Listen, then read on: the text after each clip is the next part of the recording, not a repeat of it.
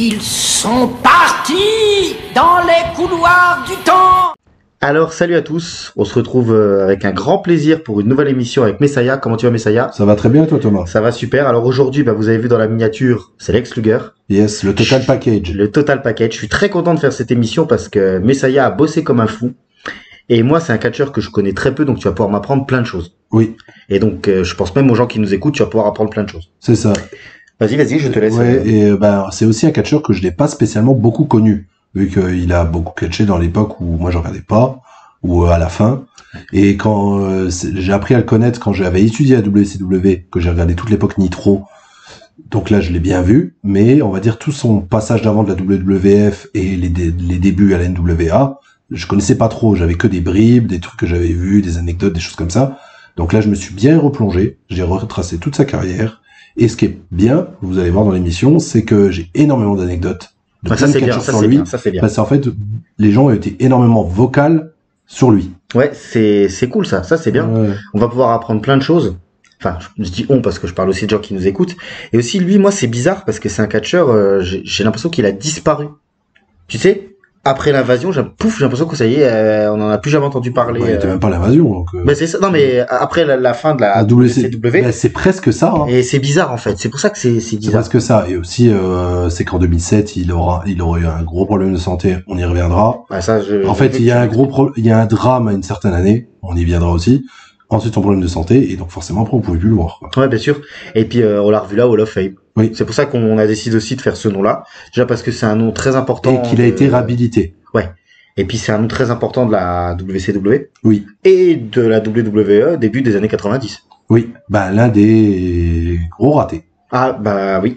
Alors, du coup, les amis, je vais profiter pour, avant qu'on fasse la petite présentation habituelle, je vais profiter aussi pour vous dire, même si vous n'êtes pas fan de Lex Luger, même si vous le connaissez pas trop, dans cette émission, on va essayer de vous apprendre plein de choses. Parce qu'on va par exemple pouvoir parler de la fédération de bodybuilding de Vince McMahon par exemple. Exactement. Tu vas pouvoir donner plein d'anecdotes sur cette période-là. Tu vas pouvoir parler aussi un petit peu de Bret Hart, tu m'as dit. Donc du coup, c'est bien parce que c'est une émission un petit peu où vous allez pouvoir apprendre plein de choses. Mais quand je dis je me mets dedans parce que moi aussi. Et c'est pour ça que c'est une émission que je suis très content de faire. Alors avant qu'on commence vraiment, déjà je pense que ça va être une émission qui est un petit peu plus courte que d'habitude. Même si chaque fois que je dis ça, on est quand même à plus de 2 heures. Mais là, je pense que ça va être compliqué de faire plus. J'imagine 1h30. Vous verrez le timecode. J'ai envie de vous dire aussi, on va bientôt passer à la 4e saison. Donc n'hésitez pas les amis à nous redonner des questions parce que moi la petite FAQ déjà, j'ai l'impression que ça vous a bien plu en regardant les. Donc on va faire un format saisonnier. J'aimerais bien faire un saison ou peut-être un toutes les 2 saisons. Selon quand j'ai des questions. Donc n'hésitez pas à recommencer à poser des questions, ce sera avec grand plaisir. On a aussi toujours le Discord qui est disponible où Messiah, quand il peut, il nous passe des matchs japonais. Oui. On a aussi un autre membre du Discord qui va essayer de passer des matchs français. Donc ça peut être sympa aussi pour ceux qui veulent découvrir. Oui, parce que notre Discord est assez ouvert, comme on est une petite communauté, tant que ça part pas en live, on y fait attention. Mais par contre, si vous avez ceux qui sont déjà présents sur le Discord, donc je vous le dis là, si vous avez des initiatives à faire pour faire vivre le Discord de n'importe quelle façon, allez-y. Moi, par exemple, je me permets un dernier exemple si ça te dérange pas. Par exemple, je me permets un dernier exemple. C'est débile ce que je viens de dire. Je me permets, la dernière fois, c'était pendant le match, il y avait Marseille-Paris. Je me suis mis en watch along, je me suis retrouvé avec un des membres du Discord. On a discuté de tout, de catch, de foot, de tout pendant 2 heures. Écoute, j'ai passé un super moment. Il y a d'autres personnes qui nous ont rejoints. Donc, je pense que c'est des choses qu'on va refaire. Donc, si vous avez envie de parler de catch dans une ambiance un peu chill, venez nous rejoindre, ce sera avec grand plaisir. Oui. N'oubliez pas la cloche. Le commentaire, je t'ai piqué ta gimmick. Oui. Le commentaire et surtout de vous abonner parce qu'il y a encore 40% des gens qui regardent nos émissions sans être abonnés. Et pour une toute petite chaîne comme nous, ça représente pas mal de monde. C'est gratuit. Et donc c'est gratuit. Faites-le, ça nous fait grandir. Et on en a besoin. Et si on veut espérer que, comme tu le dis souvent, c'est moi qui te vole ta gimmick, c'est votre chaîne. Donc du coup, si vous nous soutenez, nous on vous soutient d'autant plus. Et on continuera de faire des émissions de qualité.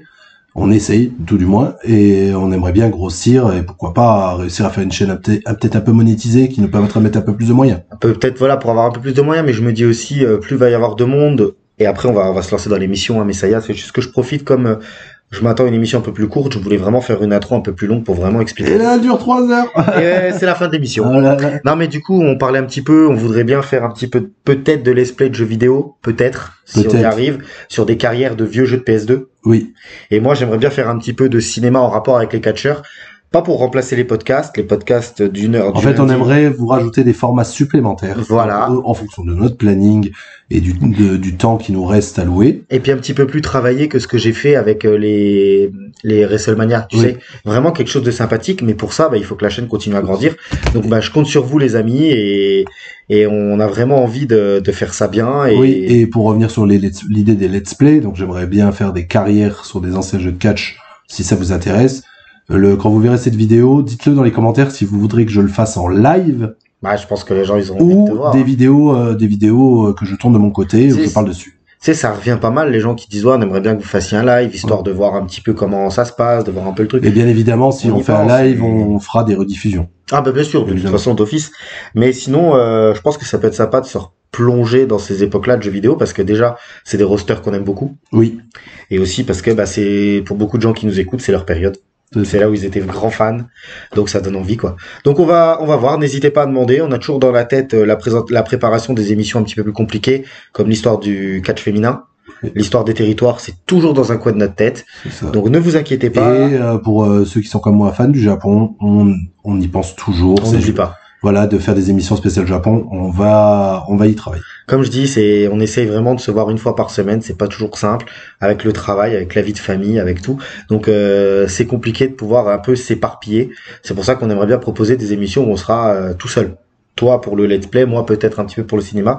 Ça permettra de continuer à faire vivre la chaîne sans qu'on soit forcément obligé de se retrouver. Voilà. Exactement. Et les amis, je propose qu'on commence tout de suite sur cette intro qui a été de toute façon beaucoup trop longue. Oui. Et c'est parti pour... l'intro, elle est comaque. L'intro, elle est comaque. J'espère qu'il y a une chute à tout ça parce que l'intro, elle est comaque. Alors écoute, on y va. Moi, je te propose de commencer comme d'habitude avec sa petite jeunesse. Yes. Et si je dis des bêtises ou si tu veux approfondir, tu n'hésites pas. Yes. Alors les amis, c'est parti. Lex Luger, c'est Lawrence Wendell Fall. Ouais, Fall, ouais. C'est non allemand, donc Fall. D'origine, déjà, oui, Luger, déjà aussi, Lex, oui, c'est quand même... Je te dirai. Je te dirai, oui, parce que tu me diras. Alors, avant ses débuts dans le catch et son arrivée à la WWE, il est né le 2 juin 58 à Buffalo, dans l'État de New York. Ça a toujours été quelqu'un... Désolé, je te coupe déjà. Vas-y. C'est ce qui est bizarre, le fait qu'il a été autant aimé dans le Sud alors qu'il vient de New York.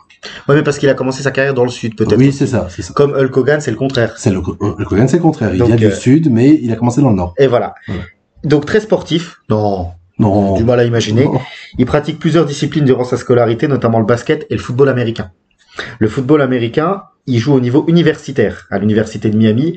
Alors moi, j'ai un exemple avec Jim Kelly, c'est un futur quarterback de la NFL, je ne sais pas du tout qui c'est, j'ai pas les compétences pour savoir. Après l'université, il poursuit sa carrière professionnelle, mais lui, Lex Luger n'atteindra jamais la NFL.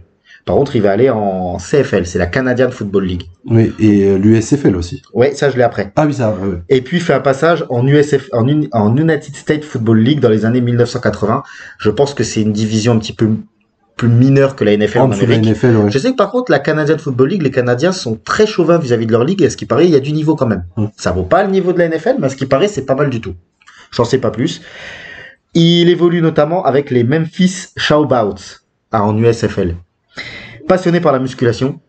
Ah bon. Il développe une silhouette impressionnante, ce qui lui ouvre les portes du bodybuilding et le rapproche indirectement du catch. Avant la WWE, il est repéré et formé par Hiro Matsuda. Et du coup, je vais compléter ton anecdote si tu l'as pas noté. Hiro Matsuda, c'est l'entraîneur qui a aussi formé Hulk Hogan. Voilà. Entraîneur réputé qui avait aussi formé Hulk Hogan. Exactement. Et j'ai une petite anecdote si tu veux. Vas-y. Quand Hulk Hogan a été voir ce mec-là pour se faire entraîner parce que il était très reconnu, en plus asiatique, qui est sur le sol des États-Unis, qui entraîne des catcheurs, et il lui a dit non, toi t'es trop faible encore. Il fait non, vas-y, on s'entraîne. Il s'entraîne, il lui a pété le bras ou la jambe, je sais plus. Hulk Hogan s'est fait péter le bras. Voilà, par rapport à l'entraîneur, il lui a fait quand tu seras remis, tu reviendras. Je verrai si t'es vraiment si t'es motivé ou pas. Si t'es motivé ou pas. C'est ouf. De fou, voilà. Alors moi on disait avec Hiro Matsuda, excusez-moi, j'ai perdu mon fil. Lex Luger débute en 85 en Floride à la CWFF, la Championship Wrestling from Florida, où son physique spectaculaire attire vite l'attention. Exact. Et c'est grâce à ce mélange de carrière sportive, de musculation et de charisme qui se fait remarquer dans le monde du catch. Et je pense que je peux te laisser Continue. prendre le relais. Oui. Donc, c'est bien. En plus, ça a nommé l'entraîneur. Donc, je suis très content parce que c'est un nom qu'on avait toujours pas cité dans nos vidéos et que c'est quand même un énorme entraîneur de catch. Entraîner Hulk Hogan et Lex Luger. Mais de toute façon, vous allez voir dans cette partie de vidéo, je commence déjà, c'est que ce que Vince McMahon a voulu faire de Lex Luger plus tard, en fait, ça a toujours été on a tenté d'en faire un parallèle Hulk Hogan. Oui. Et en fait, il y a pas mal de choses qui fait que ça va pas fonctionner. Parce que voilà. Il a mis tout, hein. Il avait tout. Non, mais je parle Vince pour. Ah oui, il a mis. Pour en faire une. On y reviendra en 80. Star, il en a tout fait. Ouais. Hein. Donc, comme tu disais, il va commencer à la Championship from Florida. J'ai vraiment du mal à le dire. C'est pas facile, hein. Voilà. Fais comme et j'ai dit. Ce qui est énorme, c'est qu'il prend tout de suite le surnom de Total Package. Ouais, c'est ce que j'ai trouvé aussi. C'est que il a eu son surnom direct. En même temps, quand on voit son physique, donc comme tu avais dit, bodybuilder, stéroïdé, tout ce qu'il faut. Puis, il est beau quand même. Non, mais physiquement, même de visage. Il dégage quelque chose, mais c'est ça ce qui va lui poser problème durant toute sa carrière, c'est que il dégage quelque chose, dans le sens qu'il a un physique impressionnant, qu'il a une tête reconnaissable, mais par contre, c'est quelqu'un qui ne dégage très peu d'émotions. Et ça, on y reviendra. Un peu poker face, un peu comme... Un peu poker face, il dégage pas de chaleur, surtout. Ah, d'accord. Voilà, très froid, et en fait, c'est dans sa personnalité, il aura beaucoup de problèmes par rapport à ça. Est-ce que tu veux déjà faire l'anecdote de... Il s'appelle déjà Lex Luger à l'époque, là ? Il s'appelle déjà Tu veux peut-être déjà faire l'anecdote ? Je te fais la passe. Il y en a une, elle est toute simple. En fait, Lex, c'est pour Lex Luthor. Donc l'ennemi de Superman. D'accord. Voilà, donc du coup il aimait beaucoup le perso et que vu son physique, il a un physique à la Superman, ça fait un peu le parallèle. Et Luger, c'est parce que c'est un nom qui sonnait allemand, comme tu as dit. Voilà. Oui, comme il a des origines. Voilà, donc du coup il a trouvé tout de suite ce nom, ce bon combo. Moi j'ai pas trouvé grand chose par rapport à cette fédération en Floride. Moi j'ai quelques trucs. Alors je te propose, quelques trucs un peu sympas. C'est que c'est une fédération affiliée à la NWA. Donc ça va lui permettre, comme j'ai dit, il va être propulsé très très vite grâce à son physique et son look. Et à la fin de son run en Floride, là, il va quand même intégrer les Four Horsemen. Ouais. Donc c'est quand même un truc assez marquant. Donc comme j'avais dit, vu qu'il a un physique de fou, Dusty Rhodes avait dit qu'il a un look de star instantané. Ça peut être compréhensible. Mais qu'il n'était pas encore grand catcheur dans le ring. Oui, il fallait qu'il progresse. Voilà, c'est ça. Mais qu'il avait c'est le premier truc qu'on voyait sur lui, c'est ça. Mais je sais plus ce que je voulais dire. Voilà, oui. C'est-à-dire qu'en fait, il a été découvert par Jim Crockett Promotion quand il était à cette fédération de Floride. C'est ça. Et comme tous les territoires de la NWA communiquent entre eux. Oui. Attention, à Jim Crockett, c'était la plus grosse promotion de la NWA à l'époque. Durant ces années-là, oui. On lui a dit, attention, là, il y a un prospect très intéressant en Floride. Faut peut-être que vous alliez jeter un œil là-dessus. Et c'est comme ça qu'il rejoint la future WCW. C'est ça. Enfin, ça s'appelle pas comme Jim Crockett Promotion. C'est ce qui deviendra. Voilà. Et comme j'avais dit, donc Dusty Rhodes, comme il a vu ce look de star, il a tout fait pour qu'il intègre les Four Horsemen. Mais Ric Flair disait qu'il n'avait pas l'instinct du ring. Et c'est vrai que c'est un truc qu'on va beaucoup lui reprocher durant toutes ces années. Les Four Horsemen, c'est surtout parce que tous les gars qui étaient dans les Four Horsemen à cette époque-là, c'est des workhorses de fou. J'allais dire, c'est des putains de catcheurs. Ouais, exact. Et lui, il avait peut-être pas ce côté-là. Et non, pas du tout. Peut-être plus flamboyant. Je parle en termes de gimmick ou en termes de gimmick et d'apparence, oui. D'apparence. Mais pas dans son catch. Parce que, on peut déjà le dire maintenant, c'est Lex Luger est la définition de la rigidité. C'est quelqu'un qui est extrêmement rigide dans sa façon de catcher et dans sa manière de prendre des coups et tout ça. Et j'ai plein d'anecdotes dessus. Est-ce que t'as déjà des petites choses à dire par rapport à son premier entre guillemets run WCW? Est-ce que t'as déjà des petites anecdotes? On va passer sur les débuts justement de Jim Crockett Promotion. Parce que moi j'ai vu qu'en fait quand il rejoint les Four Horsemen, c'est ce que tu disais tout à l'heure, mais que ça dure pas très longtemps. Non, ça dure pas très longtemps parce qu'en fait du coup il arrive pas à s'acclimater on va dire à la personnalité des Four Horsemen qui font la fête et des trucs comme ça. Et justement, Arn Anderson l'a dit en interview, après les shows, Luger rentrait à l'hôtel. Et en fait, il allait pas picoler avec les autres, il sortait pas avec les mecs du vestiaire. Parce que, si tu me permets de faire alors, excuse-moi, c'est moi qui te coupe, parce que, ouais, voilà, il fallait se dire que la gimmick des Four Horsemen et la gimmick de Ric Flair de l'époque, c'était pas une gimmick. C'était Ric Flair, je viens catcher, on finit au bar, je tombe sur une nana, on va se faire plaisir à l'hôtel, le lendemain matin, on picole, on s'amuse en boîte de nuit. Je me fais plaisir avec la nana, on retourne à l'hôtel, petit déjeuner, muscu, et le soir. Et on recommence à catcher. C'était vraiment la carrière, c'était vraiment la vie de Ric Flair. C'est pour ça qu'aujourd'hui, de toute façon, il est foutu. Il est foutu et qu'il a jamais réussi à se décrocher du spotlight. Exactement. Et lui, par contre, voilà, c'est vrai qu'on entend peu de choses par rapport à la. Désolé, mais c'est là, je cherche ses fiches, c'est pour ça qu'il y a un petit peu de bruit, les amis. Oui. Et c'est pour ça qu'on a peu de choses finalement sur les beuveries de Lex Luger parce qu'il y en a pas. En fait. Il y en a pas. Et du coup, c'est pour ça qu'il a été kick out des Four Horsemen très très vite. Parce que il est considéré comme trop jeune et trop vaniteux. Parce qu'en plus, comme il dégage un truc, vu son physique, il dégage quelque chose d'impressionnant. Et en fait, comme le mec rentrait et qui se mélangeait pas, il le voyait comme dirait une expression, qui se la pétait en fait. Ouais, alors que pas spécialement. Dans son paraître. C'est dans son paraître. Et en fait, Arnaud Dessat plus tard, il a dit, ça renforçait juste son image de mec froid et distant. D'accord. Voilà. Il était rigide comme un balai dans le ring. Et c'est exactement ça. Et du coup, il a progressé avec les années ou pas? Moyennement. Ouais, donc vraiment très moyennement. On est d'accord, on peut le dire tout de suite. Oui. Ça a jamais été un catcheur immense. Non. Et comme dirait Ric Flair, dont je vais le citer, donc citation anglaise, qu'il avait the look but not the heart. Il avait le look mais pas le cœur. Exactement. Ouais, il a jamais été fan de Est-ce que pour lui aussi c'est pas un peu la lutte, c'est pas un peu un raté pour lui parce qu'en fait il se retrouve à faire de la lutte quand il voulait faire de la NFL. Enfin peut-être, je sais pas. Possible, je sais pas. Ça c'est un truc qui a pas été trop documenté sur lui. Mais par contre, alors désolé, vous avez l'impression que c'est pas que c'est un peu décousu, mais c'est que Messiah a énormément d'anecdotes et il veut pas les rater. Je veux pas les rater, donc du coup j'essaie de les coller par année. Voilà. Donc même si des fois, écoutez bien, on va apprendre plein de choses. Voilà. Donc on va passer de 97 à 91. Donc là, 87 à 91. Ouais, c'est ça, de 1987 à 1991. Donc ça veut dire Jim Crockett Promotion et les débuts de la WCW. Moi j'ai surtout je vais aussi te poser une petite question parce que moi j'ai là justement en 87 ou 88 quand il se sépare des Four Horsemen, j'ai qu'il est déjà un favori des fans. Oui, parce que bizarrement, ça va pas fonctionner à WWF, mais dans le territoire du Sud, le mec, on dit qu'il est froid, qu'il est taciturne, qu'il dégage pas grand chose, mais par contre, il a matché tout de suite avec les fans NWA. Alors du coup, je ne sais pas si c'est parce que il a un physique tellement démentiel qu'en fait les gens ils se sont dit waouh, il est fou. Et donc du coup en fait les fans étaient très surtout dans le Sud, très souvent derrière lui. D'accord. Et ça, il a quasiment toujours été face lui. Il y a des moments de heel. Je parle à la WCW. Ah oui, il a quelques moments de heel, il y a quand même à la WCW, mais ça. C'est souvent un grand babyface. La preuve, c'est que tu vas y revenir, c'est que c'était tellement un babyface, il était tellement apprécié des fans que pour la 100e ou la 200e de Nitro, c'est lui qu'on a choisi. Ah ça c'est la grosse anecdote de la vidéo. Pour faire un petit clin d'œil. Donc non, mais c'est beau. Oui. Donc durant les années entre 87 et 91, donc comme j'avais dit, il avait rejoint les Four Horsemen, il reste pas longtemps, mais il va avoir des grosses rivalités par contre. Ça veut dire que il va pas se taper du petit gratin quoi.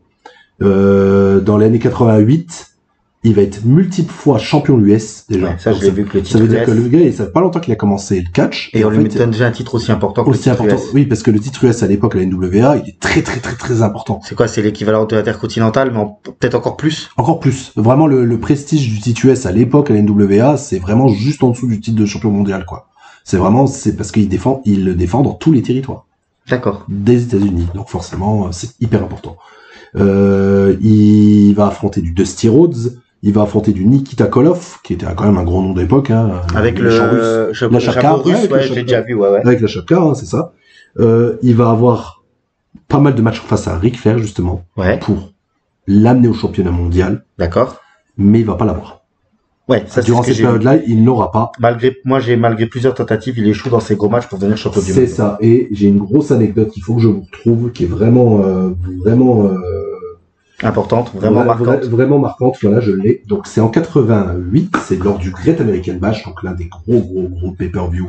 C'est passé toujours quelque chose dans les Great American Bash. Gros pay-per-view WCW, NWA, donc c'est un nom qui est resté plus tard et que même la WA a repris. Hein. Oui, il y a des pay-per-view. Voilà. Donc il est censé, pas mal de gens le disent en backstage qu'il doit battre Ric Flair. Sauf que Ric Flair le sent pas du tout. Donc en fait, il refuse de jobber. Parce qu'il dit qu'il est pas assez prêt. Et en fait, Ric Flair préférait dropper son titre à Sting. Il préférait pusher Sting, en fait.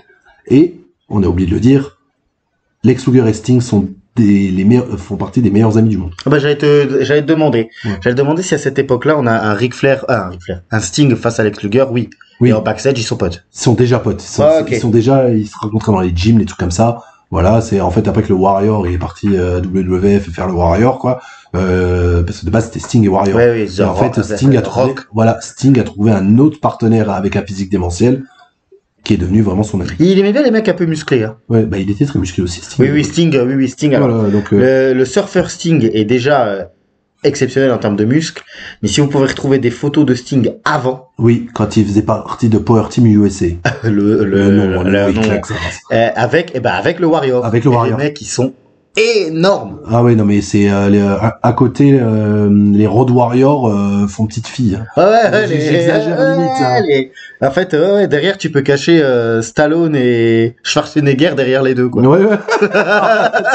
c'est exactement ça. Mais surtout qu'ils font plus d'1m90. Ah ouais, ils sont monstrueux. Non mais vraiment des golfs. et ouais, Sting, il aimait bien un peu ce physique-là. Voilà. Et donc du coup, on revient à ce fameux match en 88 au Great American Bash Face à Ric Flair, donc. Face à Ric Flair, et on va faire un genre de Dusty finish, mais pas vraiment. Hein. C'est juste encore un finish à la merde qu'ils aimaient bien faire.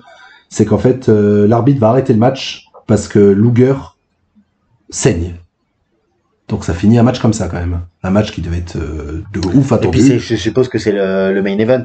Oui, c'est le main event. Tu t'attends à des trucs de fou et un peu de sang sur le ring. Tout le monde pensait que Luger allait gagner. Ouais. En plus. Et Flair avait vraiment politisé le truc pour qu'il ne gagne pas, parce qu'il a dit je drop pas mon titre à ce mec-là, quoi. Parce que je le sens pas. Ouais. Et à tort ou à raison quand même. Tu peux comprendre aujourd'hui. Moi, je comprends Ric Flair à ce moment-là, parce que pareil, le mec comme le catch est de la politique. On le sait. Maintenant, on le sait, on le voit de plus en plus. Hein, j'ai envie de te dire. J'ai envie de te dire. Et en fait, comme ce mec-là se mélangeait à personne, donc même s'il était pro, qu'il avait une petite connexion machin, le fait qu'en fait il se mélangeait pas aux autres boys, et comme tu dis, ça lui a fermé des portes. Ils sont tous frérots dans le catch. Ils sont tous frérots. C'est le terme les boys, c'est exactement ça, quoi. Donc c'est quand même ouf que ce mec-là, il s'est fait niquer son premier push. Son à cause de ça, ouais. Premier push, et même Ric Flair a redit derrière, il disait que Luger n'aimait pas travailler longtemps, entre 30 et 40 minutes de match, alors que Ric Flair c'était le spécialiste. Il se tapait les Broadway. Les Broadway, c'était les matchs d'une heure à la NWA.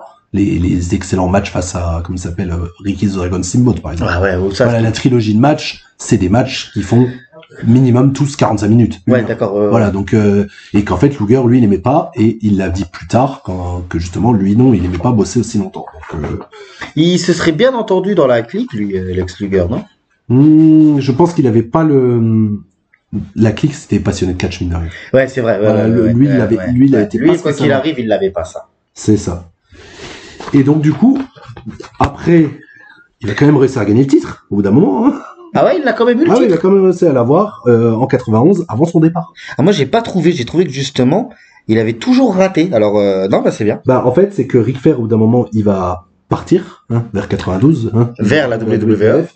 Du coup, ça fait un boulevard à Luger. Donc, parce qu'en fait, on en avait déjà parlé, le booker Jim Herd, le fameux Pizza Guy. Ouais. Bah, lui, il voulait pousser Luger. Oui. Donc, du coup, ça a permis à Luger de gagner le titre, et il va battre l'autre gros prospect qui a fait partie des Four Horsemen, qui était Barry Windham. Oui, où tu en parles beaucoup de Barry Windham. Ouais. On en parlera dans une vidéo prochaine sur les Four Horsemen ou Ric Flair. Je pense que l'émission sur les Four Horsemen, c'est prévu, c'est obligé, et Ric Flair aussi. Ouais, c'est ça. Parce que si on fait les Four Horsemen et Ric Flair dans la même émission, ça va durer 8 heures. Donc je pense que ce sera l'émission sur Ric Flair. Les Four Horsemen. Ah, tu veux les faire à part? Ouais, je pense que je vais les faire à part. Parce que ça fait partie des trucs les plus importants de l'histoire du catch. Ah oui, quand même. Ça, c'est un truc qu'on peut pas... Et puis on en a tellement entendu parler que ce serait cool qu'un jour on en parle. Oui, et ça nous permettra aussi de parler de ceux qui sont un peu moins parlés. Ouais, bien sûr. Genre Arn Anderson, Tully Blanchard, on n'en parle pas assez, je trouve. Mongo McMichael. Ouais, non mais... Moi, j'aime bien Mongo. Hein. Moi aussi. Et puis en plus, paix à son âme. Paix à son âme, ouais. Mais j'aime bien Mongo. Puis il a morflé, le pauvre, sur la fin. Et donc, du coup, comme je vous ai dit, il va devenir enfin champion du monde de la NWA en 91, face à Barry Windham, mais c'est vraiment pas un règne marquant. Pas du tout, même. Et il va perdre son titre face à Vader. D'accord. Et en fait, Vader va commencer son règne de destruction entre Sting. En fait, Sting et Vader vont devenir un peu les visages de la WCW. Jusqu'au retour de Ric Flair. Jusqu'au retour de Ric Flair. C'est exactement ça. Parce que Ric Flair, il part, je crois, un an et demi, à la WWE. Voilà, c'est le temps de faire un Royal Rumble, peut-être deux WrestleMania et c'est tout. Un seul WrestleMania. Un seul WrestleMania, il part. Ouais, voilà. Et après, on recommence à parler de lui vers la WCW et lui, il repart. Oui, voilà. Donc, Luger, durant la petite période Jim Herd, ça va être le champion. Mais lui aussi, en fait, il va partir à la WWE. Oui. Parce que pareil, il sentait pas le truc, et parce que il y a une certaine personne qui est très intéressée par ce mec-là, Bah, par rapport à son physique. C'est notre bon Vince McMahon. c'est notre bon Vince McMahon, mais alors c'est bizarre parce que Vince McMahon est intéressé par son physique, mais pas pour le catch. Pas pour le catch. Vince McMahon, on parle beaucoup dans ses plus gros ratés de la XFL. Oui. La XFL, je crois que c'est début 2000. Oui, ça c'est ça. Où il a voulu créer une... Bah, c'est après avoir gagné. C'est après avoir gagné. Alors, beaucoup de fédérations et beaucoup de gens en Amérique se sont dit, la NFL, ça marche du feu de Dieu, mais ça dure 6 mois. Et encore 6 mois, je suis gentil. Je sais pas si t'es au... Oui, je sais que c'est que la moitié de l'année. Et voilà. Et donc, il y a beaucoup de gens qui se sont dit, bah, l'autre moitié de l'année, il y a de la place pour autre chose. Pour reproposer du foot américain, mais pas estampillé NFL. Estampillé. Vince, il s'est dit, on va créer la XFL. Ouais. Fédération de football américain, mais avec des storylines. quelques petits points catchesques, pas non plus la folie, mais il me semble que c'est Stone Cold Steve Austin qui donne le coup d'envoi du premier match. Il me semble qu'il y a beaucoup de pom-pom girls, mais plus ou moins dévêtues. Il y a vraiment le côté est mis sur l'entertainment, Bah, le plus que X sur le vient sport. d'extrême, donc ça veut dire que des fois il y a des vidéos backstage où les mecs se battent et des trucs comme ça. Alors le but aussi c'était de faire, alors la NFL pour ceux qui regardent, moi j'aime bien regarder de temps en temps, je pense que toi tu n'as jamais regardé. Non. Un match de foot américain, il y a énormément de règles, ça s'arrête de jouer toutes les 2-3 tout le temps, Oui. tous les 2-3 jeux, parce qu'il faut revenir sur ça, il faut regarder et tout.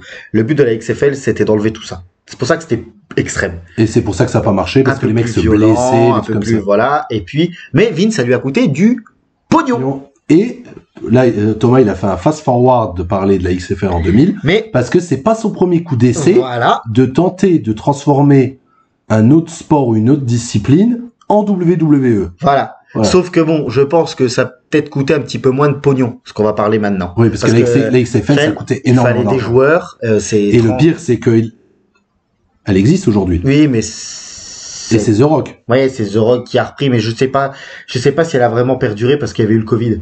Oui, donc j'en ai aucune idée. Je pourrais pas te dire. Et ça, de toute façon, je suis pas assez calé pour te dire. Mais c'est vrai qu'ils ont tenté de la refaire. Ouais, de la refaire. Ouais. Alors, on va vite arriver.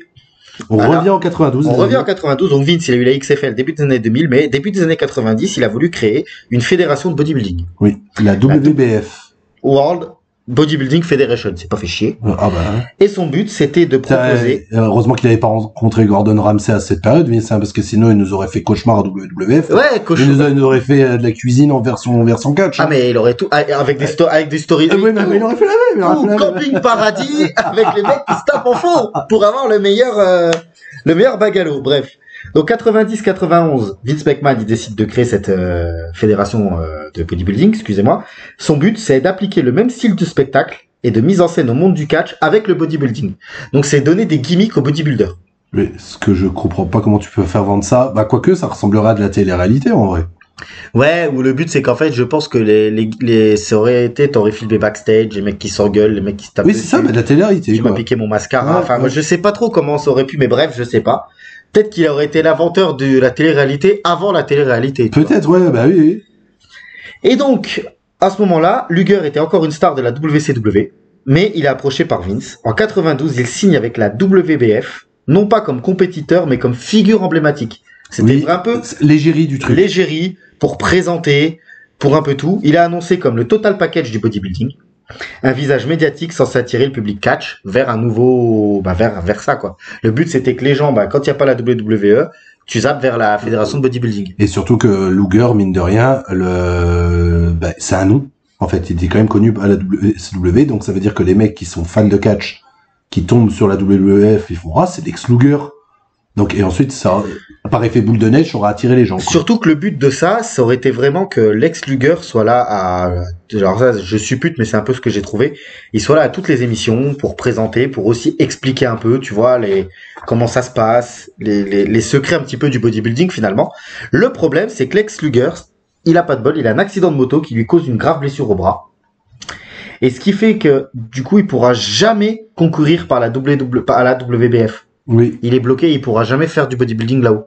Donc en fait, Et ça me permet de rebondir sur une autre anecdote que je voulais donner de lui. on voulait en faire une égérie, mais malheureusement, il peut pas, vu qu'il peut pas faire Oui. de bodybuilding. Et c'est Bret Hart qui le dit. Donc je vais nommer Bret Hart, excusez-moi. Je pense qu'il était pas aigri encore à cette époque-là. Parce que je sais plus encore ce qu'il nous a sorti comme dinguerie récemment, mais il nous a encore sorti un truc super aigri. Ah oui, j'ai pas Ah, j'adore. Il est pas du tout aigre, Bret Hart. Ouais. C'est ça que j'aime bien. Voilà, c'est qu'en fait, lié à sa blessure, Au bras, tu parles, ouais. au bras que tu viens de dire, qui fait qu'il ne pouvait pas faire des trucs de bodybuilder pour risquer de se blesser. Et ben déjà que dans son catch, il était très rigide et qu'il n'avait pas trop faire de match long, des choses comme ça déjà à l'époque. Et ben avec la blessure au bras, il va vouloir vendre le moins possible. Il voulait pas saigner parce qu'il ne voulait pas abîmer son look. Ouais. Donc ça veut dire qu'il ne voulait pas faire de blade job, il ne voulait pas de trucs comme ça. Pour un mec qui vient de WCW, c'est quand même ouf, hein, parce que les mecs de la NWA, c'est John Moxley aujourd'hui, hein, ça veut dire que les mecs, ils ont la déformation professionnelle, ils sont en train de manger leur kebab, ils peuvent se couper avec, quoi. Ric Flair, il saignait pas beaucoup. Ah oui, voilà, c'est ça. Et du coup, il ne voulait pas vendre trop fort. Donc ça veut dire qu'il voulait bumper le moins possible et qu'on soit doux, en fait, de faire des matchs doux. Bah, il devait s'entendre avec Bret Hart, alors, hein. Ouais, mais Bret Hart, du coup, de l'époque, il disait que le mec ne vendait pas assez, qu'il voulait pas donner son corps, Ah, donc finalement, ouais, donc c'est dû aussi à cette blessure-là en moto. Donc on arrive, donc la WBF, vous vous en doutez bien, les amis, c'est un véritable, bah, c'est une catastrophe. C'est un échec. Le projet, il est rapidement mis en faillite à cause des faibles audiences et des ventes médiocres et un coût énorme pour McMahon quand même parce qu'il a fallu embaucher tous les bodybuilders. Et à ce moment-là, Lex Luger, son contrat avec Vince, il est alors réaffecté à la WWF.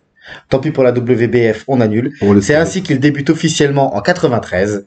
D'abord avec la gimmick narcissique. Ben on y reviendra, The Narcissist.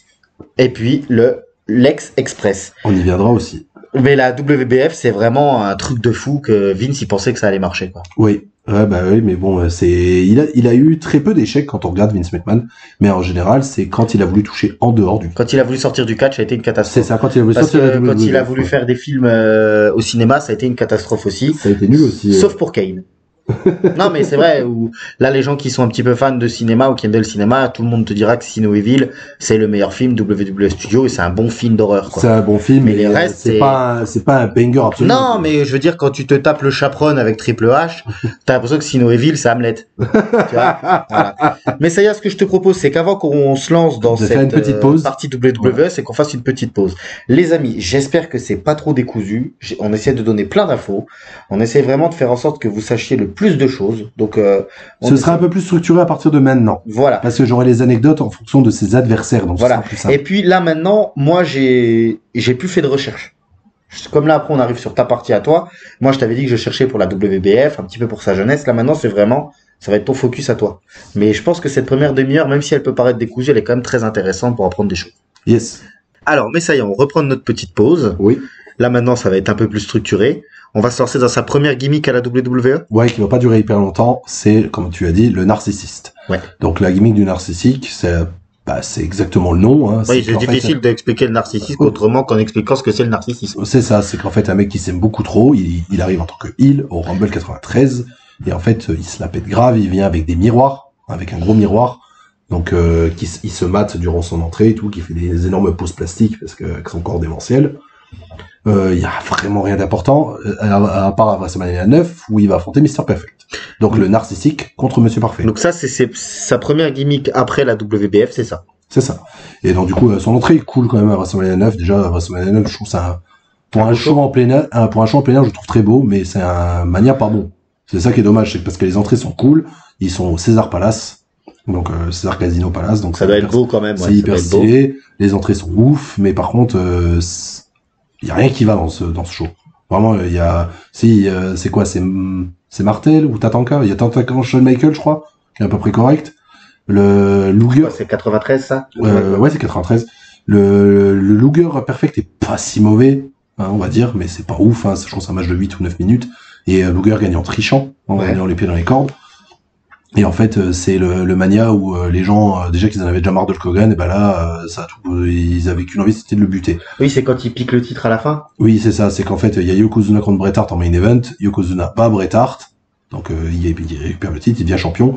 Hulk Hogan vient à la fin du match dire soi-disant sauver Bret Hart, et en fait il défie tout de suite Yokozuna, il le bat en 10 secondes. Il y a pas une histoire où il y a un truc d'aveuglement avec le produit de Mr. Fuji ou un truc comme ça? Bret Hart perd comme ça. Ah, c'est Bret Hart qui perd perd comme avec ça, le ok. sel dans les yeux. C'est Bret Hart. Voilà, et en fait Bret est dégoûté parce qu'en plus il sait que c'est Hulk Hogan qui va récupérer le titre derrière, donc il lui dit vas-y mon héros, va sauver le monde. C'est là où il lui dit vas-y, t'es le héros. Oui, c'est exactement là, D'accord. voilà. Ça, c'est pas gimmické pour le coup. Ouais, ça c'est pas gimmické, et que si vous regardez bien, Hulk Hogan a un œil au beurre noir parce qu'il y a Macho Man qui lui a mis une tarte en backstage.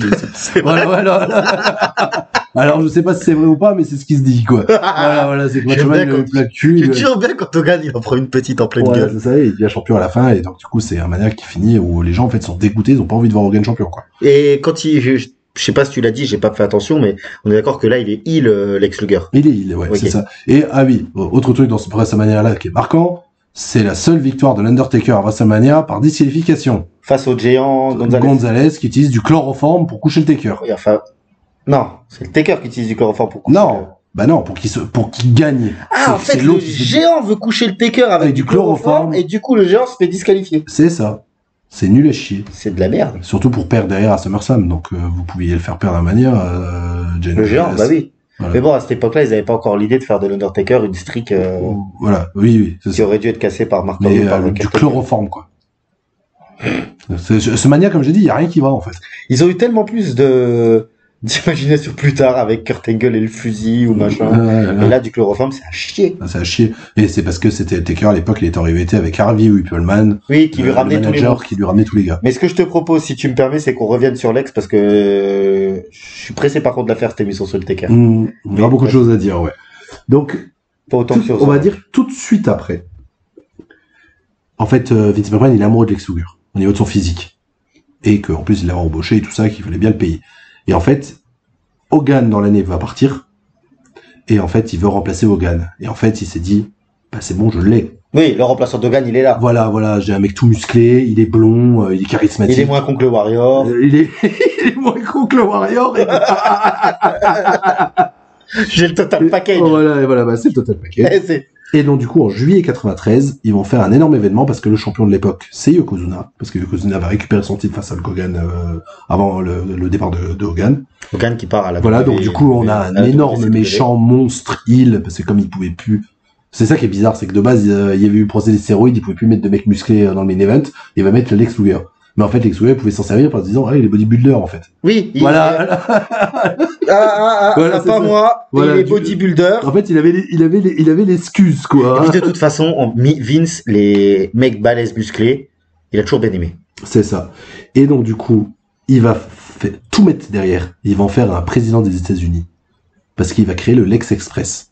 Donc, un bus floqué Lex Express, drapeau américain. Partout. Et en fait, il va traverser tous les États-Unis pour faire des câlins aux bébés. Oui, bah c'est comme quand il y a la Comme tournée un des présidents. C'est vraiment ça. Où le mec il fait des bisous à la petite vieille, il ressuscite les morts et il fait des bisous au bébé. C'est exactement le truc là. C'est vraiment ça. En fait, on va en faire, on veut le mettre dans la gorge des gens là. Oui, c'est ça, mais on veut. Mais là, par vraiment- contre, c'est plus il. Non, là, il est. Là, quand il faut le Lex Express, il est face. Ah oui, là, ils lui font un turn face de fou. Vraiment, ils veulent le mettre ultra babyface vu qu'ils veulent remplacer Hogan. Ouais. Et en fait, le truc qui va le lancer complet, cette gimmick du Lex Express, c'est qu'on est en juillet 93, il va y avoir un énorme événement organisé par la WWF sur un porte-avions américain qui s'appelle l'Intrépide. Donc un énorme événement. Énorme porte-avions avec les militaires américains. Les images tout ça. sont belles. Ah, les images sont sublimes. magnifiques. Hein. Sublime. Et en fait, on va mettre en avant notre champion, qui est Yokozuna, qui était portrait comme un japonais, hein, forcément. Il était pas japonais. Non, il est samoan.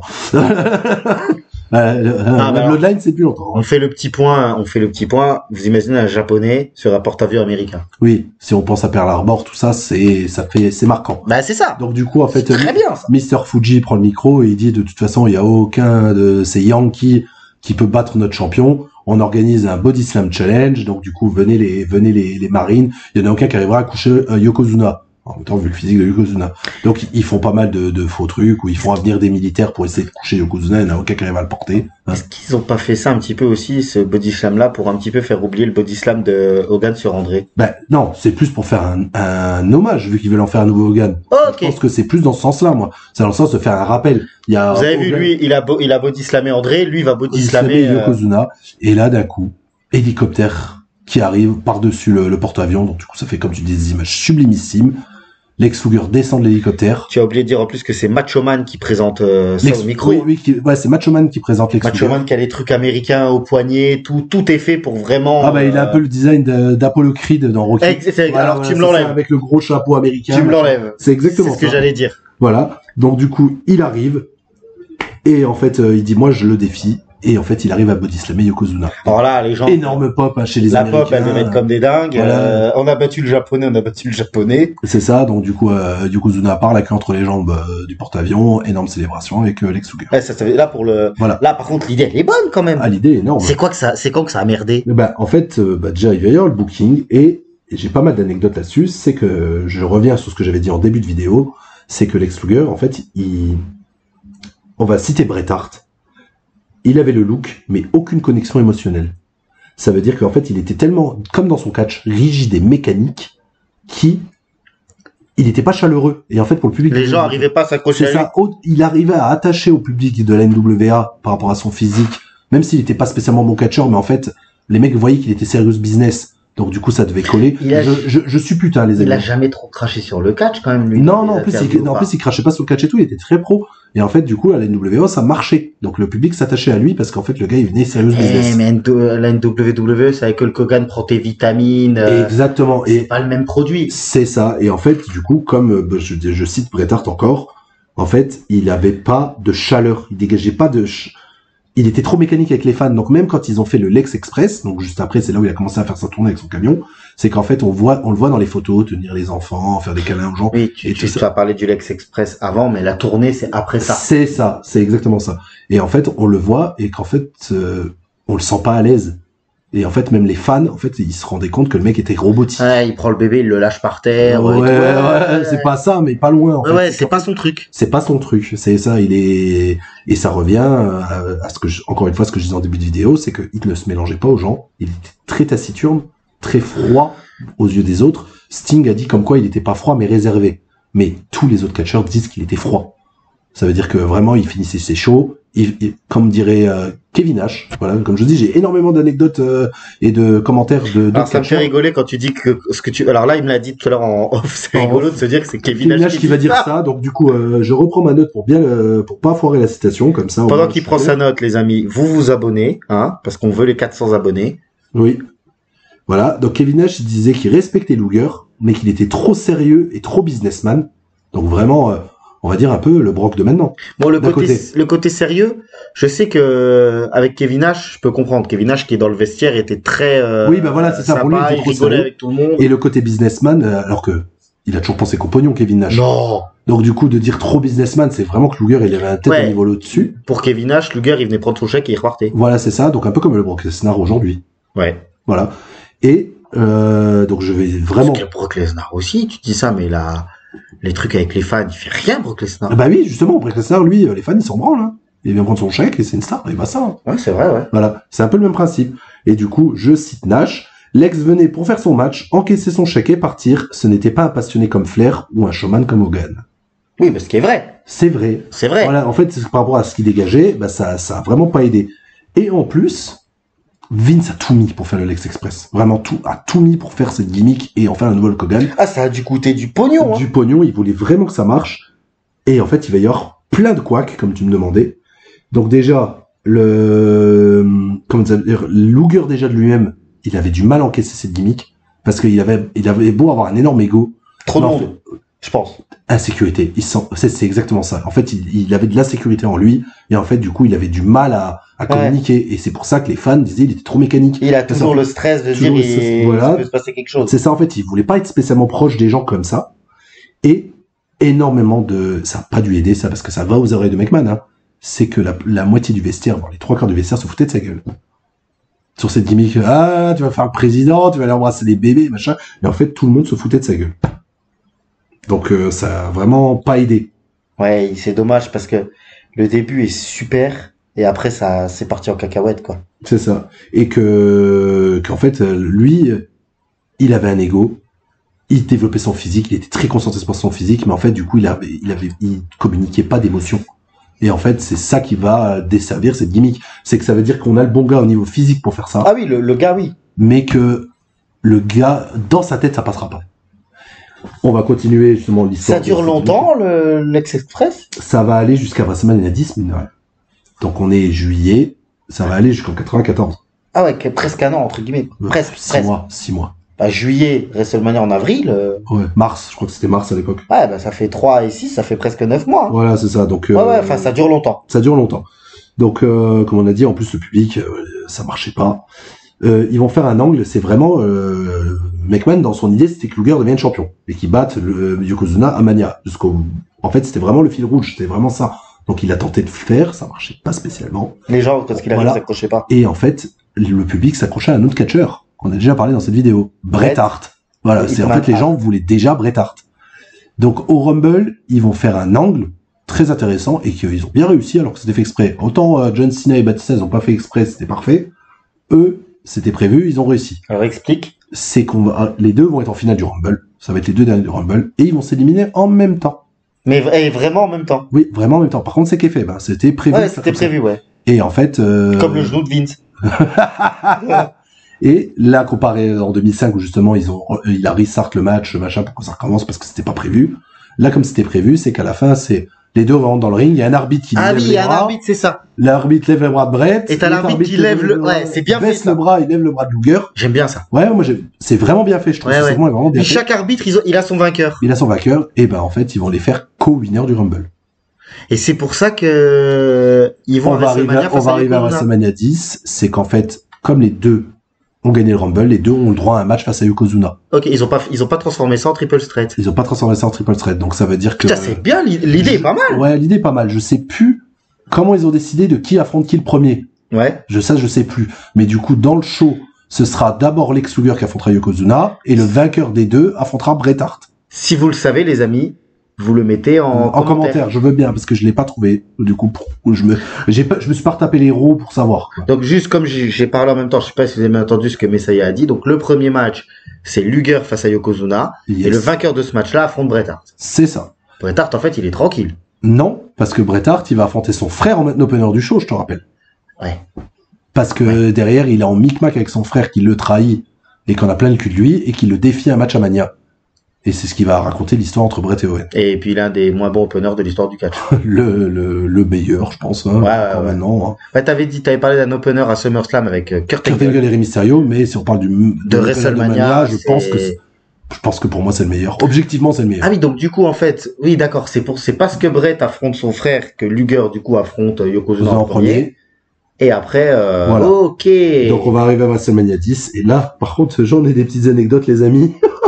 Pourquoi Vince McMahon a décidé de changer d'avis? Et parce que alors, Messiah le dit il y a quelques minutes, hein, moi j'essaie de rester connecté. Vince McMahon voulait Lex Luger champion. C'est ça. Donc il avait vraiment prévu que Luger batte Yokozuna et après vraiment limite le faire quand même affronter Bret pour qu'il batte Bret et que vraiment ce soit vraiment le super héros quoi. Ça veut dire qu'il va affronter un autre face et de montrer qui est le meilleur des faces. J'aurais presque préféré l'inverse, tu vois. Dans la construction du show. Oui, mais de toute façon, oui, que c'est limite que Bret Hart perde contre Yokozuna et qu'on fasse Yokozuna Luger en main event. Oui, ça aurait été le plus logique. Qui batte un heel avec ça fait le feel good moment. Quoi. À la fin, ouais. Bah, ils vont le faire avec Bret. Oui. Encore plus gros feel good moment. Énorme feel good moment. Comme je l'ai toujours dit, aux 10 ans de Mania, ça a un peu changé là avec Cody Rhodes, mais ils aiment bien lancer le catcheur aimé, un vrai catcheur déjà, dans le in-ring, un excellent catcheur, et aimé des fans, et très méritant, et workhorse. Tu peux faire les trois? Tu peux faire. Bret Hart, Chris Benoit, enfin on peut mettre Eddie Guerrero aussi. Oui, mais le main event. C'est Chris Benoit, et après Daniel Bryan. Exactement. Voilà. Donc ça a donné, alors que de base c'était pas prévu pour Bret. Et tu sais pourquoi du coup? Oui, je sais pourquoi. Alors vas-y. Alors déjà parce que médiatiquement ça marche pas. Vince se rend compte qu'en fait, ça fait pas bouger, on va dire, les salles, les audiences. Les gens se bousculent pas pour voir Lex Luger. Ça roxe pas du poney. Donc du coup, il est très déçu. Il se dit, en fait, c'est pas Hogan, quoi. Voilà, malheureusement. Et en plus, Luger, il va casser une règle que Vince McMahon instaure dans ses catcheurs. C'est que notre bon ami Luger, pour une fois qu'il va sortir en bar avec des gens, il va dire qu'il va gagner le match. Il a pété le kayfabe.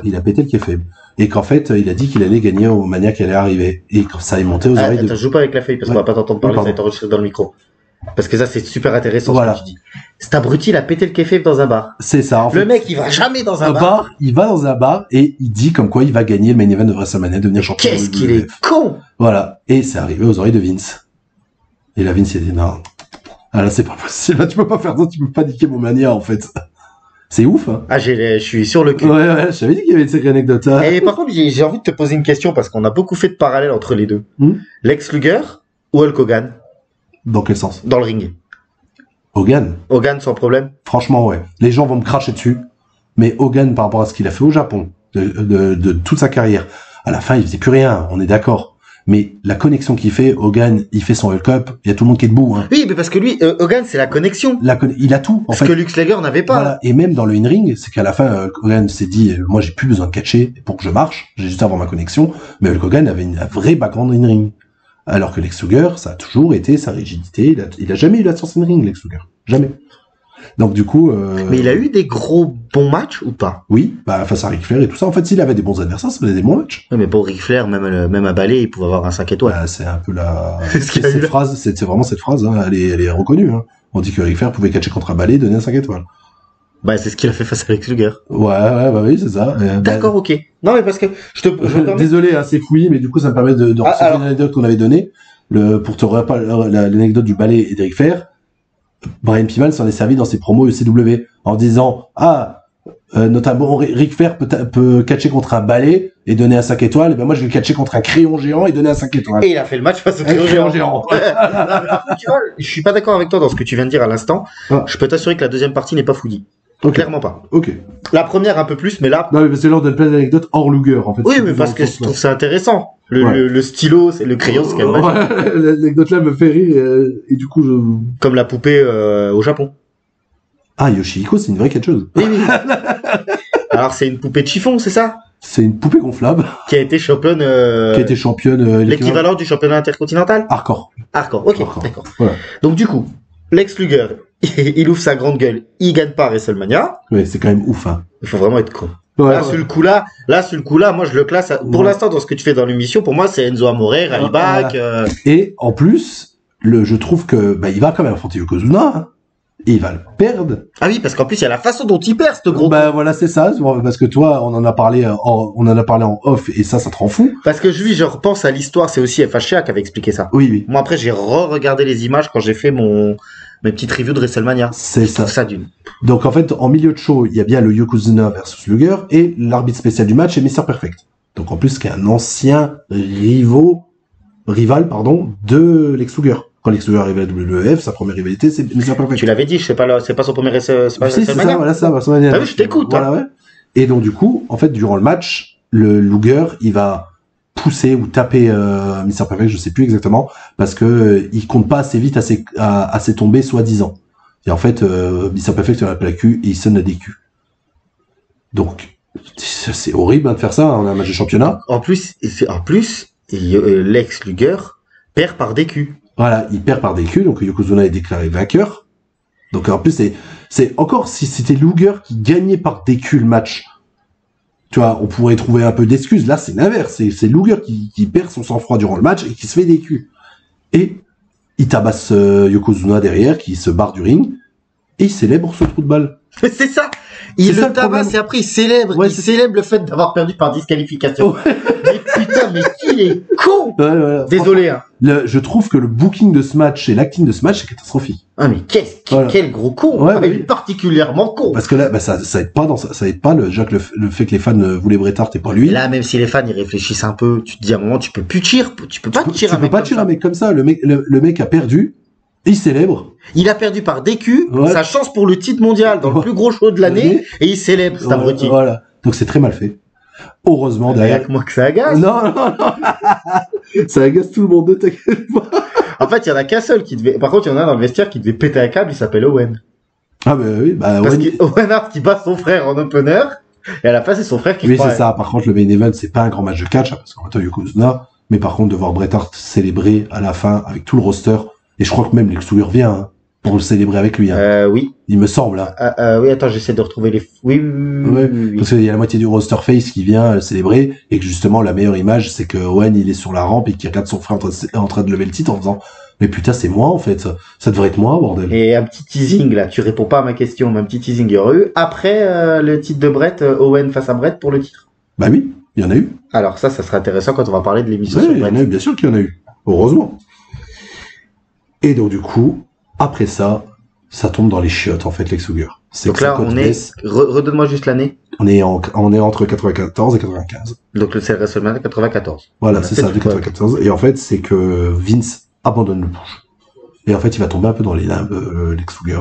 Il va avoir une rivalité, on va dire, un poil marquant avec Tatanka, parce que c'est le Hilton de Tatanka, qui va rejoindre la $1 Million Corporation. C'est vraiment pas terrible. C'est vraiment, il est vraiment mal utilisé. Ils veulent en faire une équipe avec le Bulldog aussi.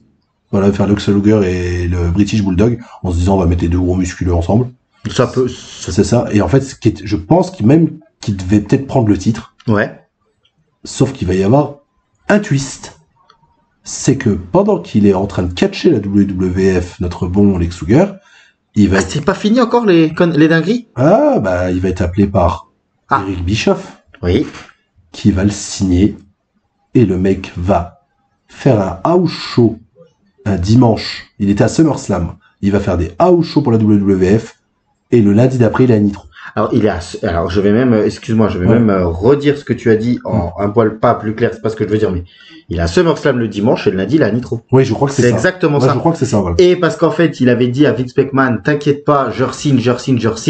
Mais Il s'était tapé dans la main avec c'est ça, Vince. c'est qu'à l'époque, Vince McMahon, avec les gros mecs qui pensaient de confiance, il signait pas spécialement des contrats, il faisait des trucs Oui. oral. Moi, je pense qu'on peut peut-être refaire un tout petit poil de recontextualisation. Donc, il est dans les limbes, Lex. Ouais, à part avec... voilà, il avec y a un programme prévu avec Bulldog, mais on s'attend pas à Voilà. grand chose. Il y a un truc qui se passe de l'autre côté, à l'autre fédération, c'est l'arrivée de Nitro. Exact. Lex Luger veut shock the world. Bah, c'est ça. Lex Luger. Eric Bischoff veut shock the world au premier Nitro. Oui. Premier Nitro qui est sans concurrent en face. On Oui. l'a déjà dit dans une émission sur la WCW. C'est ça. Et donc, dans le dos de Vince, et dans le dos de tout le monde, Lex Luger va signer à la WCW et apparaître au premier show de Nitro à la fin du show. Exactement. Show de Nitro qui se passe, et ça on l'a déjà dit, dans un supermarché. Oui. Moi, j'adore les images, j'adore ce show. Supermarché, un centre commercial. Ah oui, un centre commercial. Oui, c'est pas l'Intermarché. Oui, ils sont pas l'Intermarché. Oui, on est plus proche du Auchan que du supermarché. Voilà. Non, en fait, ils sont dans la galerie. En plus, c'est magnifique parce que c'est vraiment les grands centres commerciaux américains. Donc, tu as vraiment sur plusieurs étages et tu peux voir un peu, entre guillemets, le forum du exactement centre ça. commercial. Et c'est magnifique. Et à la fin du show, quand Hulk Hogan, il est en train de faire une promo, je crois, où il n'y a pas une histoire de Hulk Hogan avec les frites ou avec les hot dogs ou un truc comme ça, là. Il me semble, il est dans un truc de fast-food ou un machin comme ça. Ouais. Bref, c'est nul. Et, à la fin du show, qui apparaît? Dans une belle chemise avec le col remonté jusqu'en haut, ça me perturbe beaucoup vu son physique, je trouve que ça lui va pas du tout. C'est Lex Luger. C'est Lex Luger qui vient. Tu as l'anecdote, je pense, sur Hulk Hogan qui pète un cap backstage. Parce que Lex Luger sourit. Voilà. Et le but, c'était de ne pas savoir si Lex Luger était heel ou face. Face, c'est ça. On savait pas s'il venait pour aider Hogan ou pour niquer Hogan. C'est ça, parce que Hogan, il est en rivalité avec le Dungeon of Doom. Voilà. Voilà. Meilleure rivalité. Non. Alors, je vous laisse imaginer. Désolé les gars, je sais pas. Je pense que c'est clair quand même là, comme on l'a. Ah, c'est bien, tu l'as bien tout retranscrit. Ouais. Et alors, les amis, Vince. Quand il a regardé la télé. Je pense que quand il a regardé Nitro, il a dû s'arracher les poils du Il temps. a été au concours de chien, il a buté tous les chiens. Ah ouais. Il a mis des coups de pied dans C'est tous ça. les chihuahuas qui Et- passent. Du coup, moi, j'ai des anecdotes, justement, autour de cette arrivée de Nitro. C'est que, oui, en fait, Vince voulait le garder. Hein, il voulait lui continuer son contrat. Mais Luger, il a vu que son push était foiré. Que là, il était mal utilisé pendant plus de 6 mois, voire presque un an. Tu penses que Vince voulait le garder justement pour pas qu'il aille là-haut? Je sais même pas. Franchement, je sais pas. Je pense qu'il voulait le garder parce que le gars représentait bien et tout ça. Et peut-être que là, il allait le repousser en mid-card. Ouais. C'est possible. On va laisser le bénéfice du doute. Ouais. Mais en fait, Luger se sentait pas spécialement, hein, en plus avec son délire de l'Ex-Express et tout ça. Il a dit, moi, c'est pas mon territoire. Il reçoit un appel de Bischoff. Mais ça vient pas de Bischoff. L'idée de le faire venir à Nitro, ça vient pas de Bischoff, ça vient de Sting. D'accord, oui, ils sont C'est potes. Sting qui a convaincu Bischoff de l'embaucher. Parce qu'en fait, Bischoff, lui, il ne sentait pas Luger. C'était pas un mec sur qui il voulait capitaliser. Et en fait, Sting, comme c'était son meilleur ami, il lui a dit, appelle Luger, il est mal utilisé, on va faire un moment value, il va venir, c'est quelqu'un de chez nous, donc du coup ça va encore plus marquer, surtout si tu veux le mettre en rivalité avec Hulk Hogan. Mais je crois que ça joue un peu sur le côté twinner pendant quelques semaines. Hein. Exactement. Hein, Il semble même qu'il a un match pour le titre à Nitro au 2e, 3e ou 4e Nitro. Oui, bien sûr, c'est ça. On va en parler un petit peu, mais je finis sur les anecdotes durant. Ah, pardon, excuse-moi, je crois que t'avais fini. Voilà, je voulais juste finir sur les anecdotes. Donc merci Sting. Déjà. Voilà, merci Sting. Et même Bischoff l'a dit sûrement dans un de ses podcasts ou un bouquin ou je sais pas. Il a jamais aimé son attitude. Il semblait trop désintéressé, comme on a dit. Hein, il est détaché. C'est incroyable comme ça suit. Ça suit, tout le monde dit ça. Et il dit c'est Sting qui m'a convaincu de le signer. Mais c'est une bonne chose quand même. Et Bischoff, il n'avait pas prévu de push immédiat pour lui en le faisant arriver. Alors c'est quoi, c'est le public? Quand il a vu le public? C'est ça, qu'il a dit que je vais quand même le mettre, on va dire, en haut de carte, mais c'était pas lui qui voulait pusher, c'était vraiment Hogan et Nash. Parce qu'en fait, après tout le délire de Nash Doom, c'est l'arrivée des outsiders. Et donc en fait, il avait déjà discuté avec Hogan et Nash, donc avec Hall et Nash. Donc en fait, c'était vraiment pusher ces mecs-là, lui. Bischoff, ça a toujours été dans son idée. De toute façon, il a poussé Lex Luger, mais bon, il l'a jamais non plus envoyé au firmament c'est ça. Sur une longue durée, quoi. Voilà, on peut donner déjà quelques anecdotes de Hogan aussi. Tu l'as dit sur le fameux sourire et que ça l'a enragé. Hulk Hogan, il a pété un câble. Voilà. Et en fait, Hulk Hogan, mine de rien, c'est un très gros politique. Il faut pas croire que s'il était à WCW, il regardait pas ce qui se passait à la WWF, il regardait très bien ce qui se passait.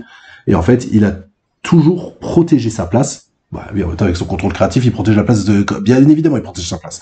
Et en fait, après, pour lui, un truc. Voilà. Et pour lui, Luger, il le voyait comme un as secondaire parce qu'il s'est dit, ils ont voulu pusher comme moi. Et en fait, je veux pas que ce mec-là vienne prendre mon spotlight. Et il y a pas aussi une histoire qu'on dit que finalement, la WCW qui avait fait, on va mettre les grands catcheurs en haut de la carte et tout, et finalement, tu vas prendre un second rôle de la WWE pour en faire un main eventer WCW. Il y a pas une histoire de comme ça aussi? Aussi, ouais, c'est ça. Il me semble, il y a quelque chose comme ça, enfin, un raccourci un peu comme ça. Ouais, bah, il y en avait pas mal, hein, en disant qu'on va mettre c'était normal de pusher Hulk Hogan, mais t'es obligé! Mais que comparé, on va dire, aux autres vrais gros workers, Hulk Hogan, il collait pas dans le truc, quoi. Oui, mais Eric Bischoff, il adorait Ric Flair. Ouais, oui. Il se détestait. Oui.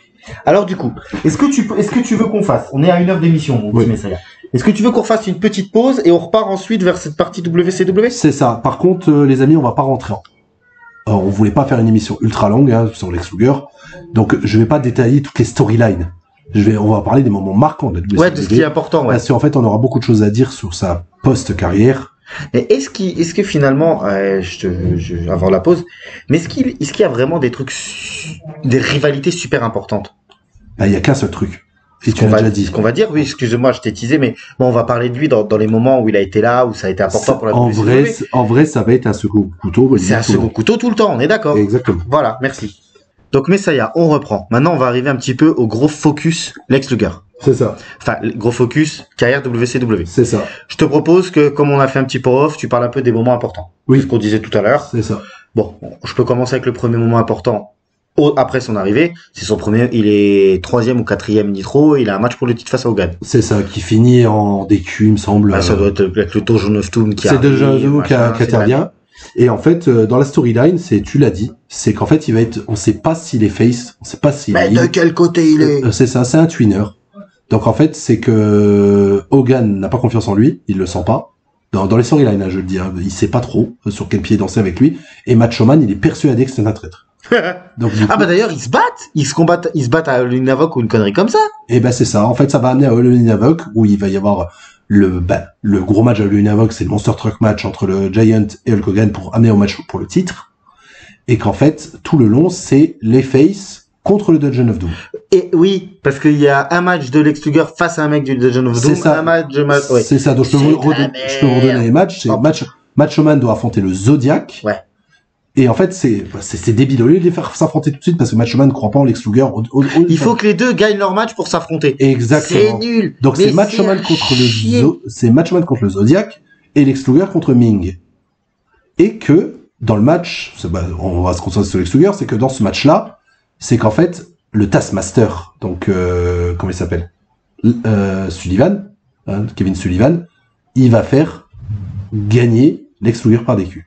Et c'est comme ça que ça fait un peu venir le... Donc Ming comprend pas, en plus ça fait vraiment incompréhension, on comprend pas pourquoi le Taskmaster fait disqualifier Ming pour faire gagner Luger. Oui, puis genre, c'est pour économiser Luger pour son match face à Macho Man après. Comme ça, on leur casse la gueule à tous les deux, soit Ouais, disant, enfin, c'est de la merde. c'est un plan alambiqué, c'est C'est nul. à chier par terre. C'est ça. Et en fait, quand ils vont faire leur match, il me semble que Macho Man gagne en plus. J'ai plus le souvenir de c'est qui gagne ce match. Et on arrive au main event. Le gros bordel entre le Giant et le Hogan, ça part en cacahuète, il y a un ref bump, il y a la trahison de Jimmy Hart sur Hogan. Ah oui. Voilà. Ah putain. En fait, on parle des super kick party, là c'est heel turn party. Hein. Et puis elle y était. C'est ça, donc du coup il y a trahison, sauf qu'Hogan il voit que Jimmy Hart l'a trahi, donc il pète les plombs. Il y a l'intervention de, comme ça s'appelle, du Taskmaster qui arrive pour tabasser le Hogan. Kevin Sullivan. C'est son surnom, le Taskmaster. Ouais, je sais. Voilà, qui intervient avec Jimmy Hart et le Giant en train de tabasser le Hogan. Il y a Macho Man et Lex Luger qui viennent faire un run-in tous les deux. Donc on se dit, ah c'est bon, Lex Luger a bien face en fait. C'était des manipulations de Kevin Sullivan. Et en fait, quand les deux rentrent dans le ring, en fait, Lex Luger il shoot Macho Man, donc il fait un hit turn et qui montre qu'il est du Dungeon of Doom. Il y a l'IET qui arrive. Ah, c'est de la merde. Voilà, ils font le pire B-rug de l'histoire sur Hulk Hogan et Macho Man. Où en fait le Giant et le Yeti ils font un câlin et en convulsant là on sait pas trop ce qu'ils font là. Bah, je veux pas savoir. Voilà, t'as pas envie d'être entre les deux. Hein. Non, cela ne nous regarde pas. Et que même Lex Luger il attrape Macho Man, il lui met son torture rack et en fait il fait partie du Dungeon of Doom. Donc, tout ça pour ça. C'est de la merde. C'est de la merde. Là du coup je pense que Vince il rigolait un peu plus. Voilà c'est ça. Surtout qu'il y avait Sting dans les Après Sting, il s'est détourné, il a été affronter les Four Horsemen. Mais durant toutes les semaines, il disait mais non, Luger c'est mon pote, vous inquiétez pas, machin. Et en fait, Luger fait des petites triches, des petits trucs comme ça, et Sting ne voit rien. Et en fait, Lex Luger, on sait pas sur quel pied jusqu'à ce trahison. Et c'est de la merde. Ce que c'est de la merde, c'est le following derrière. Ouais. C'est qu'en fait, ça va pas durer des masses. C'est que derrière, c'est le gros bordel du Dungeon of Doom, on voit que c'est pourri, Bischoff il en a plein le cul, il va zapper la storyline tout doucement, et en fait Lex Luger il se dit non mais en fait il s'entend pas avec les mecs du Dungeon of Doom, et en fait il va les abandonner dans un match ou un truc comme ça. Oui bah c'est pas plus mal. C'est pas plus mal, et en fait il va retourner face. Oh super, ça c'est top. Ouais donc en fait ça servait à rien. Après l'autre moment marquant qui vient ensuite, bah, c'est qu'il fait partie du fameux match. Bah en fait c'est ça, c'est que post après ça, il se remet en équipe avec Sting. Là ils sont gros face tous les deux ensemble et tout. Ils affrontent Brian Pillman, Arn Anderson, Rick Fernandez, les Four Horsemen quoi. Les Four Horsemen. En plus c'est. En fait ils tournent autour des OG quoi. Mais il y a un autre gros moment marquant qui va se passer dans l'année 96, c'est l'arrivée de Hall et Nash, des Outsiders. Et en fait ça va être l'un des fers de lance pour affronter ces mecs-là. Alors les amis, on va pas refaire toute l'histoire de Bad Side Beach et de Bad Side Beach. On l'a fait sur l'émission avec Ole Nash, sur la NWO. Et on le refera sur l'émission sur le Hogan. On le refera sur le Hogan. Donc je pense que les amis, vous savez ce qui se passe à ce moment-là. Et on va le faire sur l'émission sur Macho Man aussi. Voilà. Heureusement qu'ils étaient. Et Sting. En fait, on va le faire trop souvent en fait. Donc si tu veux, je peux reprendre. On est à Bad Side Beach. Ouais. Le match, c'est censé être à 3 contre 3. Mais les Outsiders arrivent qu'à 2. Oui. Ole Nash arrive qu'à 2. Il disait les semaines d'avant, envoyez-nous 3 de vos clowns pour prouver qu'on est les meilleurs. C'est ça. Comme le mec qui est le plus mis en avant durant ce truc-là, c'est Sting. Donc du coup, Macho Man et Lex Luger s'allient avec lui. Et en fait, ils vont tous porter le maquillage de Sting. Bon, on l'a déjà dit, ça leur va pas du tout. C'est ni fait ni à faire. Ni fait ni à faire. Bref. Je crois vraiment, je me demande, le pire, ça doit être Macho Man avec la peinture. Luger, ça va pas du tout, mais Macho Man, ça va. Après, ce qui est facile, c'est bien parce qu'Alex Luger a pas besoin de parler de la fin du match parce que lui, il se prend le poteau. C'est ça. Et en fait, durant le match, comme on avait dit, c'est que, en fait, les Outsiders, ils vont réussir à éclater Lex Luger dans le poteau. Et du coup, il va se faire évacuer du match pour que ça fasse un 2 contre 2. Il revient plus du match. Moi, je me suis toujours demandé si c'était vrai ou pas vrai. En fait, c'est vrai, c'était vraiment voulu. Le but, c'était de l'évacuer du match. C'est ça. Donc, c'était pas... Voilà, il y a tous les 4 hommes sont au sol. En fait, ils arrivent pas à se départager, les 4 hommes sont au sol. Arrive Hulk Hogan. Hulk Hogan, on sait pas, il y a, comme j'avais dit, Bobby Heenan qui spoil le truc en disant de quel côté il est. Hogan arrive et il fait sa deuxième descente de la cuisse la plus légendaire sur Macho Man. Après celle sur André. Il éclate Macho Man 2 fois et c'est la création de la NWO. Et Lex Luger a servi à que dalle. Que dalle. Et il va continuer d'être très mal utilisé. En fait, c'est vraiment un mec, heureusement, qui venait prendre son chèque, lui, parce qu'il acceptait de prendre des storylines vraiment pas ouf. Hein. Alors qu'on disait qu'il était bourré d'ego, mais au final, il a quand même accepté beaucoup de caca. Hein. Son chèque, c'était l'original. Oh, si vous l'avez, mettez un j'aime. Et là, je mérite un abonnement. Donc du coup, C'est ça. Il continue voir un Et peu. en fait, c'est que là, il y a la création de la NWO qui vont commencer à foutre le bordel. Et en fait, faire des mind games en incriminant Sting. Ils vont venir avec un faux Sting, le bogus Sting, qui va venir dans les matchs et attaquer les mecs de la WCW. Et en fait, la WCW, je suis désolé l'expression, c'est des golemons, c'est des Les vrais, oui, les membres de la WCW sont un peu ils sont neuneux parce qu'ils pensent vraiment que Sting, il est du côté de la NWO et qu'il arrête pas de leur baiser la gueule. Sauf que le mec fait 15 cm de moins que Sting, il a pas du tout la même tête. Bref. Et en fait. Et puis c'est pas comme si Lex Luger, ils sont pas potes, ils peuvent pas se téléphoner. C'est ça, on l'a dit plusieurs fois. À l'époque, il y avait des beepers. C'est les meilleurs amis du monde dans la vraie vie. Et en fait, du coup, Lex Luger, c'est celui qui va toujours prendre la parole face à Sting en disant, ah non, mais pourquoi tu nous fais ça? Pourquoi tu nous trahis? Pourquoi tu nous trahis? Franchement, on peut pas te faire confiance et tout. Et Sting, il le regarde, mais genre, mais connard, c'est pas moi, quoi. Franchement, c'est pas moi. Donc arrête de me saouler. On arrive à un fameux Wargame, donc c'est Team WCW contre Team NWO, où le Wargame commence, donc c'est les Wargames originales, les enfants. Si tu veux, je rappelle les règles, comme ça tout le monde sait. Oui, vas-y. C'est qu'en fait, c'est la WWE, ils ont gardé que la première partie de la règle, moi je l'ai dit jusqu'au bout, c'est qu'en fait, deux mecs commencent, tous les temps de minutes, il y a un autre mec qui arrive, il y a un autre mec qui arrive, il y en a qui arrive, on peut pas faire de tomber, rien du tout. Juste que en fait, il faut que... Jusqu'à 55, et ça doit être gagné par soumission, le vrai. Ok, donc celui-là, c'était par soumission. Voilà, c'est par soumission, il n'y a pas de tombée, c'est vraiment par soumission, mais il faut que tout le monde soit dans le ring. Et en fait, l'un des derniers arrivants de la team NWO, c'est Sting, quoi. Mais c'est le bogus Sting qui vient, le faux, qui vient tabasser tout le monde et tout. Et là, aux commentateurs, ils font, ah, on savait que Sting c'était machin, mais les commentateurs passent pour des cons. Que Sting c'était une pute. Ouais, que Sting c'était une pute. Lex Luger, il se fait tabasser par ce faux Sting, il comprend pas. Et ben, c'est qui le dernier mec de la WCW qui arrive? Sting. C'est le vrai Sting. Le vrai. Donc le vrai Sting, il arrive dans le ring, il fait maison nette, il éclate le bogus Sting, il éclate Hogan, il éclate tout le monde. Sauf qu'en fait, il reste pas. Il se casse. Il se casse et il regarde par la cage et c'est bien Luger qui fait non mais qu'est-ce que tu fais, pourquoi tu t'en vas? Il fait mais pourquoi je m'en vais? Tu t'as dit que c'était moi, là tu vois bien que c'est pas moi. Pris pour un con pendant des semaines. Je me cache, je vous laisse dans votre merde. Je vous emmerde. Voilà et je rentre à ma maison. Donc du coup il s'en va et du coup en plus grosse simulation, je crois que c'est Aaron Anderson qui tape à la fin, qui se prend un crossface par Hulk Hogan et un sharpshooter du faux Sting. C'est là où Sting en fait il tourne le dos à la. C'est là où il fait sa fameuse promo.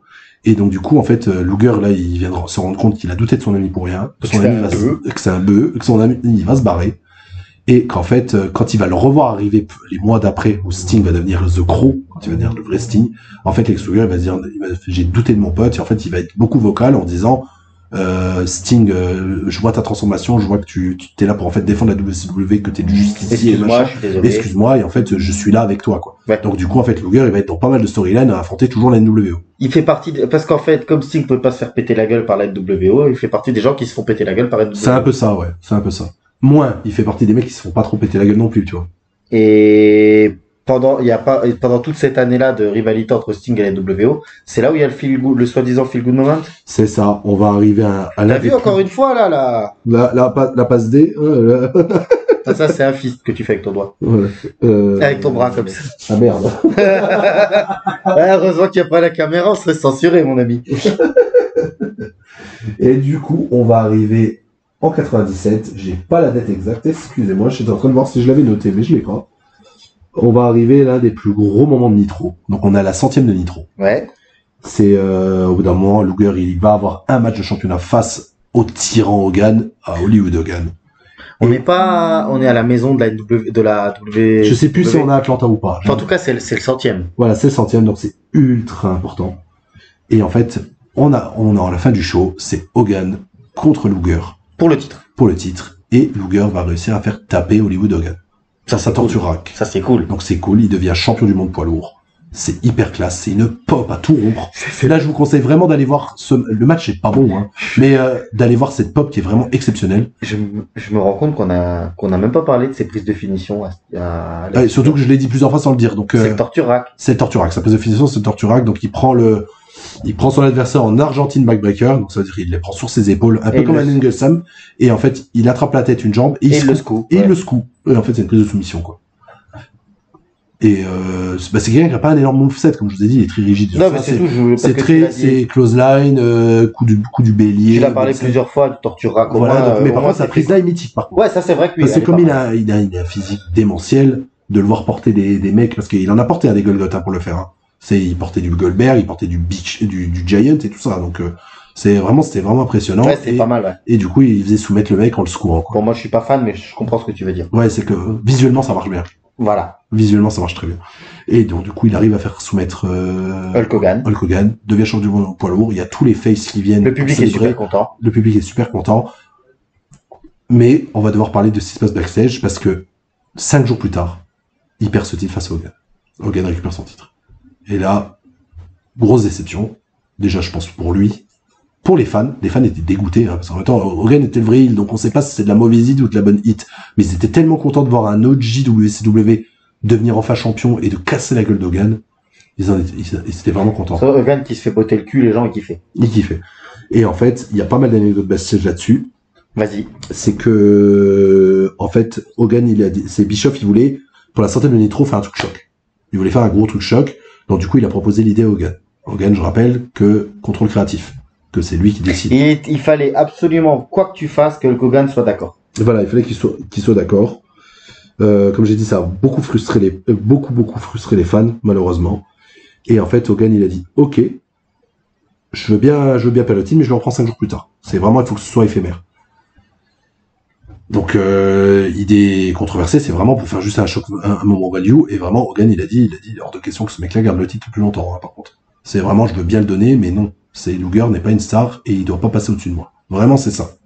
Donc, c'est vraiment triste. Et Bischoff, comme il a dit, il aimait pas trop Luger, il a dit, voilà, c'est pour faire un feel good. Mais par contre, les gens seront contents. Les gens sont contents. Mais en backstage, la plupart des mecs WCW, hein, des bons gars, on va dire, ils pensaient que ça allait faire un vrai règne. En fait, ils pensaient lui laisser au moins 2-3 mois, quoi. Et en fait, quand ils voient que Hogan récupère derrière, ça a mis une énorme frustration. Et en fait, c'est aussi à ce moment-là que beaucoup de gars ont pensé à partir. Parce qu'ils se sont dit, il n'y a pas de place pour nous ici. Il n'y a pas de place, en fait. Il n'y a pas de place, c'est que ça veut dire que même Luger, qui était l'un des plus hauts, entre guillemets, il est là pour jobber, en fait. Donc c'est vraiment triste, quoi. Ah, c'est dommage. C'est vraiment, vraiment triste. Et le truc, c'est que, bizarrement, c'est que là, les mecs étaient derrière lui. Ils étaient derrière Luger, hein, vraiment pour le défendre et tout ça, par rapport au fait qu'il n'a pas pu gagner le titre. Mais il a jamais été considéré comme un des boys. Ouais. Jamais. Comme je l'avais dit, hein, le fait qu'il soit froid, qu'il n'allait pas boire un coup avec les gars, qu'il parlait pas de sa vie, machin, personne le considérait comme un des boys. Donc en fait, il était très souvent à l'écart. Ça veut dire qu'il avait son vestiaire. Ouais, c'est ce que tu... Il avait son vestiaire, il se mélangeait pas, et en fait, les fans, ils sont, pas les fans, les catcheurs. Voilà, les catcheurs, ses collègues, en fait, ils se disent, ouais, bah, en fait, ce mec-là, on le sent pas, quoi. Donc c'est on va dire qu'il a creusé un peu aussi son... Pas sa tombe, mais le mécontentement des gens. Le mécontentement de ses collègues. C'est ça. Après sa perte de titre, il va être un second couteau dans le Wolfpack. Et quand tu dis second, t'es gentil. Ouais, tertiaire même. Hein. C'est vraiment le 3e couteau du tiroir, quoi. Il va faire partie du Wolfpack. Donc en plus, c'est un peu comme Sting, c'est que les deux mecs là qui rejoignent une NWO, c'est chelou, quoi. C'est le couteau que tu te sers pour ouvrir un bocal quand il est trop fermé. Tu vois. Ouais, c'est vraiment le truc. Voilà, au couteau parce que moi, tu vois, tu m'as dit qu'il a fait partie de la NWO avec le Wolfpack. J'ai aucun souvenir de lui dans le Wolfpack, quoi. C'est vraiment, on en est là, quoi. Ouais, c'est ça. En fait, son plus haut fait, c'est d'avoir été champion. Après, il n'y a plus rien. Ouais, mais le truc, c'est que dans l'année 2000, machin, dans le bordel de Rousseau, et je crois qu'il va retoucher le titre une fois, je crois. Ouais, mais bon, là, ça existe même pas, là. Ça compte même plus, hein. C'est vraiment, et en fait, il y a plus grand chose d'intéressant, vraiment, de ce que j'ai noté. Comme je vous avais dit, hein, les amis, je ne vous mens pas, c'est pour ça que j'ai été étudié, c'est que je ne me souviens pas de sa fin en 2000-2001, quoi. Ah, ben, moi, j'ai l'impression que, il n'existe plus après ça, quoi. Voilà, c'est qu'on l'appelle, dans mes notes, c'est perte de vitesse. C'est vraiment, en fait, il est débouché progressivement. Il est là pour faire de temps en temps des petits... Il n'a pas fait partie du nouveau sang qu'on voulait promouvoir. Je crois qu'il fait partie du Millions of Hearts Club, mais j'en suis même pas sûr. Hein. Sa carrière, elle est bizarre, quand même. Hein. Elle est vraiment bizarre. Par contre, moi, c'est une des émissions qu'on a faites tous les deux où j'ai appris le plus de trucs. Hein. Ouais. Bah, en même temps, comme on a dit, c'est quelqu'un qui est un peu méconnu, mine de rien. Ouais, mais qui est beaucoup rattaché à tous les autres, quoi. Ouais. Alors, même avec lui, on apprend beaucoup de choses backstage. Ouais, c'est ça. Et ben, après la fermeture de la WCW, après le rachat, il fait pas partie des mecs qu'on décide de racheter. Je crois qu'il a... J'en ai jamais entendu parler. Oui, donc je pense que son nom revient jamais. Oui. Donc je pense vraiment que Vince McMahon avait toujours en travers de la gorge, parce qu'il fait partie quand même l'un des mecs qui l'a plus baisé. Hein. Ouais. Son départ pour Nitro, en disant ouais t'inquiète je vais signer, il a un show il est à SummerSlam et le lendemain il a Nitro. Ouais. Moi je pense que Vince McMahon il a toujours en travers de la gorge. Donc peut-être que même lui ne le voulait pas. Vince qui est pas trop rancunier. Ouais. C'est ça le problème. Et vraiment, c'est que, comme j'ai dit, entre 2000 et 2001, avant la fin de la voiture, beaucoup disent en fait il est pas motivé et Ouais. paresseux. Après, avec Vraiment, ce qu'il a quand il- morflé, Je pense qu'il avait plus envie en fait. Il prenait juste son chèque parce qu'il était très bien payé. On rappelle qu'à WCW, les mecs gagnaient des salaires mirobolants. Hein. ouais, oui, bah, il y avait l'agent de Turner. Voilà, c'est ça. Et je pense que dans sa démotivation, et je pense qu'il a dû faire déjà un gros transpositif de sa vie à ce moment-là, on va parler sur les gossips. On est obligé. Avant toute chose, tu as dit qu'il avait été un petit peu à la TNA. Oui, c'est ça. On va dire après 2001, il va faire quelques apparitions à la TNA, mais vraiment quelques apparitions. Et il a une réputation backstage dégueulasse. Il vient juste prendre le chèque, c'est tout. C'est ça. Donc en fait, ils disent qu'il est difficile, égocentrique, pas motivé, et qu'en plus, c'est à ce moment-là où il va y avoir un énorme drame. On va y venir. Et donc du coup, en fait, il a une réputation Parce qu'il au chiotte. il est pas si vieux, entre guillemets. Hein. Il a 42 ans. Hmm. Donc, il pouvait encore, dans le monde d'aujourd'hui, enfin, dans le monde d'aujourd'hui, Non, aujourd'hui, il est 68. Non, mais il est né en 68. Ah oui, donc tu parles en 2001, Donc, 2002, ouais. t'imagines, il est pas si vieux. Il a même pas 42 ans. Je dis des conneries. Ouais. Il est tout jeune. Il a 32, 33, 34 ans à la fermeture de la WCW. Ah, attends, 68, désolé, 32 ans. Attends, 58 ou 68 Je pense que c'est 58 plutôt. Hein. Je ça pense date qu'il a de la naissance. quarantaine. Hein. Excuse-moi, je me suis trompé, désolé. Excusez-moi les amis. Petit truc, petite bêtise. 58, excuse-moi. Oui, 58, il est né en ouais. 58. Ce qui veut dire qu'il, oui, ok, donc donc il a 42 ans. Ouais, Ou c'est 44 ça. ans. Ouais, Il est il a encore tout quar- jeune à ouais, la il a- fermeture. Tout jeune. Il est encore jeune à la fermeture de la WCW. Oui, mais Thomas, fais-toi une rétrospective. Oui. Tu penses aux catcheurs de maintenant. Les Oui, catcheurs de oui, maintenant à oui, 40 ans, ils ont une bonne shape. Pas de souci. Regarde les catcheurs de 40 ans Et entre- durant les... Entre les stéroïdes, Ouais. le foot américain Ouais. et ce qui va se passer, je comprends Parce que- qu'il est plus jamais catché. Ouais, parce que on va faire le parallèle. Hein. Hulk Hogan à l'époque de Nitro, il a 42 ans. Hein. Ah, c'est vrai. Et on a l'impression qu'il en a 56. Ouais, c'est vrai. C'est vrai. Non, mais parce que je pensais Et le aussi- pire de tout, c'est Arn Anderson. On a toujours eu l'impression qu'il a 60 ans. Hein. Ah, c'est vrai. Bah, même Kevin Sullivan, hein. Oui. Kevin Sullivan, t'as l'impression qu'il en a 80. Oui, alors. Enfin, là, maintenant, on est d'accord. Inriguement parlant, Il y a rien. il n'y a plus rien. Il y a plus rien. Donc, maintenant, je te propose qu'on commence à parler Des problèmes et des gossips. Je suis désolé, les amis, on est obligé d'en parler parce que c'est un truc très, c'est limite une des choses pourquoi il a vraiment été connu et que c'était un peu une personne, comment on dit, persona non grata. Ça veut dire qu'en fait, les gens ne le voulaient pas. Même dans les vestiaires de catch. Parce qu'en fait, durant l'époque Nitro, il va se mettre en couple avec une personnalité très connue du monde du catch. Vas-y. Miss Elizabeth. Donc en fait, après le divorce de Macho Man et de Miss Elizabeth, elle va se mettre avec Luger. Et comme en fait Luger il était distant, ça veut dire qu'il a emmené, il était tout le temps avec Miss Elizabeth et qu'en fait il se mélangeait pas et tout ça, donc déjà ça a attisé de la jalousie, des craintes, des choses comme ça. Parce qu'en fait durant l'époque Nitro, comme beaucoup de catcheurs, pas mal de drogue. C'est quelqu'un qui est tombé dans la drogue. Miss Elizabeth ou Lex Luger. Lex Luger. Ah, d'accord, ça, je les savais deux, pas. les deux, ok. Mais Lex Luger était à ce moment-là, c'est pour ça aussi, je pense qu'il n'était pas motivé, qu'il venait prendre son chèque et en fait, il voulait rentrer avec sa femme et prendre sa dope, quoi. D'accord. Je pense vraiment. C'est quoi, drogue ou painkiller? Drogue. Et en fait, donc du coup, le fait qu'en plus il prend entre guillemets, c'est pas lui, hein, ils ont divorcé, mais la femme du Macho Man qui est quelqu'un d'extrêmement aimé. Parce qu'il fallait se dire aussi, tu dis ils avaient déjà divorcé, mais je crois qu'en 92, quand ils se remettent ensemble à SummerSlam, ils sont déjà en instance de divorce. Ils sont déjà en instance Voilà, de on est divorce. d'accord. C'est Ça date depuis un moment. Ça date depuis un moment. Voilà. Et que le truc, c'est qu'en plus, on a joué là-dessus parce que Miss Elizabeth était aux côtés de Macho Man quand il a la NWO. Hein. Oui. Mais ils sont pas ensemble. Oui. Voilà. Et en fait, du coup, il avait déjà une hit nucléaire en backstage par rapport à ça. Le fait d'être avec Miss Elizabeth, comme tout le monde kiffe Macho Man, ça aide pas. On va arriver en Il avait pas le bon rôle, quoi. Il avait vraiment pas le bon rôle. Et comme on a dit, comme il est froid et qu'il est distant, et ben du coup, il s'explique pas en fait. Donc, Il en a rien à foutre. il en a rien à foutre. Ben oui, c'est ça. Donc du coup, les gens ont continué à faire monter sa hit sur lui. Et on arrive en 2003. Le drame, c'est qu'en fait, Miss Elizabeth, elle décède d'une overdose dans leur maison. Luger, il est arrêté. Parce qu'en plus, dans leur maison, il y avait de la drogue. Oui, ils en ont retrouvé plein partout. Ils en ont trouvé plein partout. Les membres de la famille de Miss Elizabeth vont porter plainte contre lui. Ouais, parce que là, en plus, la famille d'Elizabeth, on en parlera de l'émission sur Macho Man, mais les parents de Miss Elizabeth, c'était un peu, Ils étaient déjà un peu vénère aussi. un Hein. peu vénère vis-à-vis qu'elle ait rejoint le monde du catch. C'est ça. Et En plus de ça, quand il a arrêté, c'est que il a arrêté, comme on a dit, avec de la drogue, des stéroïdes, logique, et des seringues. Tout. Il avait tout quand ils l'ont arrêté. Et donc ça fait un scandale horrible.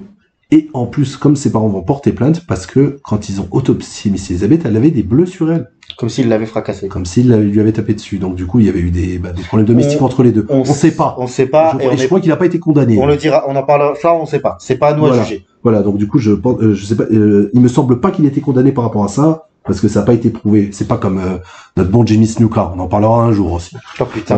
Voilà. Pas dans les mêmes. Par contre, après, il faut que tu arrives pour nous sortir après dans l'émission, qu'on finisse cette émission-là dans une bonne ambiance. Je te souhaite du courage. Ah oui, parce que là, on va parler, c'est que la descente aux enfers va continuer. Donc déjà, comme on a dit, mort de Miss Elizabeth, il est jugé responsable par pratiquement tout le mainstream et tout le monde du catch. Ouais. Même si, entre guillemets, il n'a pas été reconnu responsable, il est responsable. Le fait qu'en fait, Miss Elizabeth et lui vivaient dans un environnement toxique et dégueulasse. C'est de sa faute. Voilà, que lui, il est resté vivant, qu'elle, elle est morte d'une overdose. Forcément, c'est la faute, elle va incomber à ce mec-là. Ouais. Il aurait fallu malheureusement qu'il parte avec, quoi. Ouais, c'est presque ça, quoi. Donc, du coup, son image est foutue. Oui, fini, tu peux plus aller nulle part. Voilà, ou quand il vient, en fait, les gens, limite, veulent lui cracher dessus, quoi. Donc, en plus, il va continuer de faire quelque chose de catch vite fait. À la TNA, notamment ce que tu disais tout à l'heure. Voilà, c'est ça. Et, en 2007, c'est pour ça qu'on le connaît aujourd'hui, vous l'avez vu au Hall of Fame dans l'état qu'il est, pour un mec qui a été un énorme Golgoth et tout ça, c'est qu'il va avoir une lésion extrêmement grave à la moelle épinière et il va finir paralysé.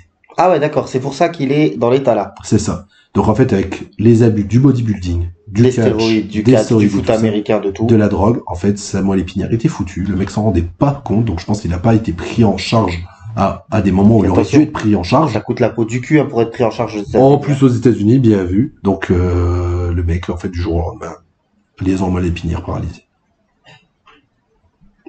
Bon, je vous laisse prendre des mouchoirs, tout ce que vous voulez, mais que le haut du corps, que le bas du corps, je crois. Hein. Le haut du corps, ça allait encore, non? C'est partiellement paralysé, c'est ça. C'est le bas du corps, en fait. Il pouvait plus servir de ses jambes, en fait. Voilà, c'est ça. Voilà. Donc, il a commencé à se déplacer en chaise roulante, il va perdre toute sa masse musculaire, forcément, avec tous les soins, tous les trucs comme ça. Par contre, c'est que dès qu'il va pouvoir sortir de l'hôpital et venir, c'est que il peut remercier 2 personnes. Je suis sûr qu'il y en a un, je le connais. Voilà, on va commencer par... que tu me le dises. Voilà, il y en a un, tu le sais. C'est celui qui a sauvé tous nos catcheurs de l'époque. DDP. Lui, on en parle après. On va commencer par le premier. Le premier qui peut remercier son meilleur ami, c'est Sting. C'est que Sting, il a été là durant tous les moments horrible qu'il y a eu là entre la fin de WCW et 2007. Ça veut dire qu'entre même avec Miss Elizabeth et tout, il était toujours là pour le soutenir, il a toujours été là pour lui. Un vrai pote. Un vrai pote. Et en fait, quand il a eu sa blessure, Sting était là. Je me demande même, j'ai lu des trucs, je sais pas si c'est vrai ou pas, il aurait participé aux frais médicaux. Ouais, je pense que ça c'est possible. Voilà. Et en fait, Sting, à ce moment-là, il est devenu Newborn Christian, comme Shawn Michaels. Comme Shawn Michaels. Et en fait, il a parlé de ça à Luger. Luger, lui aussi, en fait, il s'est intéressé à ça. Donc, à trouver Dieu, à devenir chrétien. Et en fait, il a trouvé une certaine sérénité. En fait, tous ces drames-là, c'est quand, sur sa chaise, désolé, c'est horrible ce que je veux dire, sur sa chaise roulante, il a eu le temps de faire une grosse rétrospection sur sa vie. Et en fait, il a totalement changé.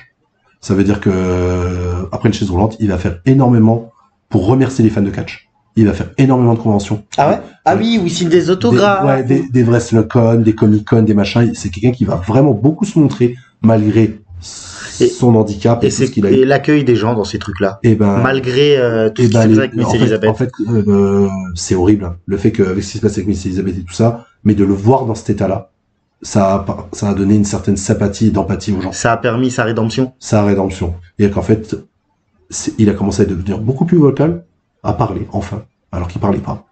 À parler, tous les mots que j'ai lus dans les interviews et tout comme ça, c'est sérénité, calme et humble. C'est vraiment les 3 mots que j'entends dans toutes les interviews comparé à ce qu'il était avant. Il est devenu humain, entre guillemets. Il est devenu vraiment humain et pas renfermé juste sur lui-même. C'est triste quand même. Hein. C'est triste. On en arriver là. Voilà, il a fallu 2 gros drames en fait. Maintenant, je savais pas, je l'avais vu dans l'état là, j'avais vu quand il l'a fait au Hall of Fame.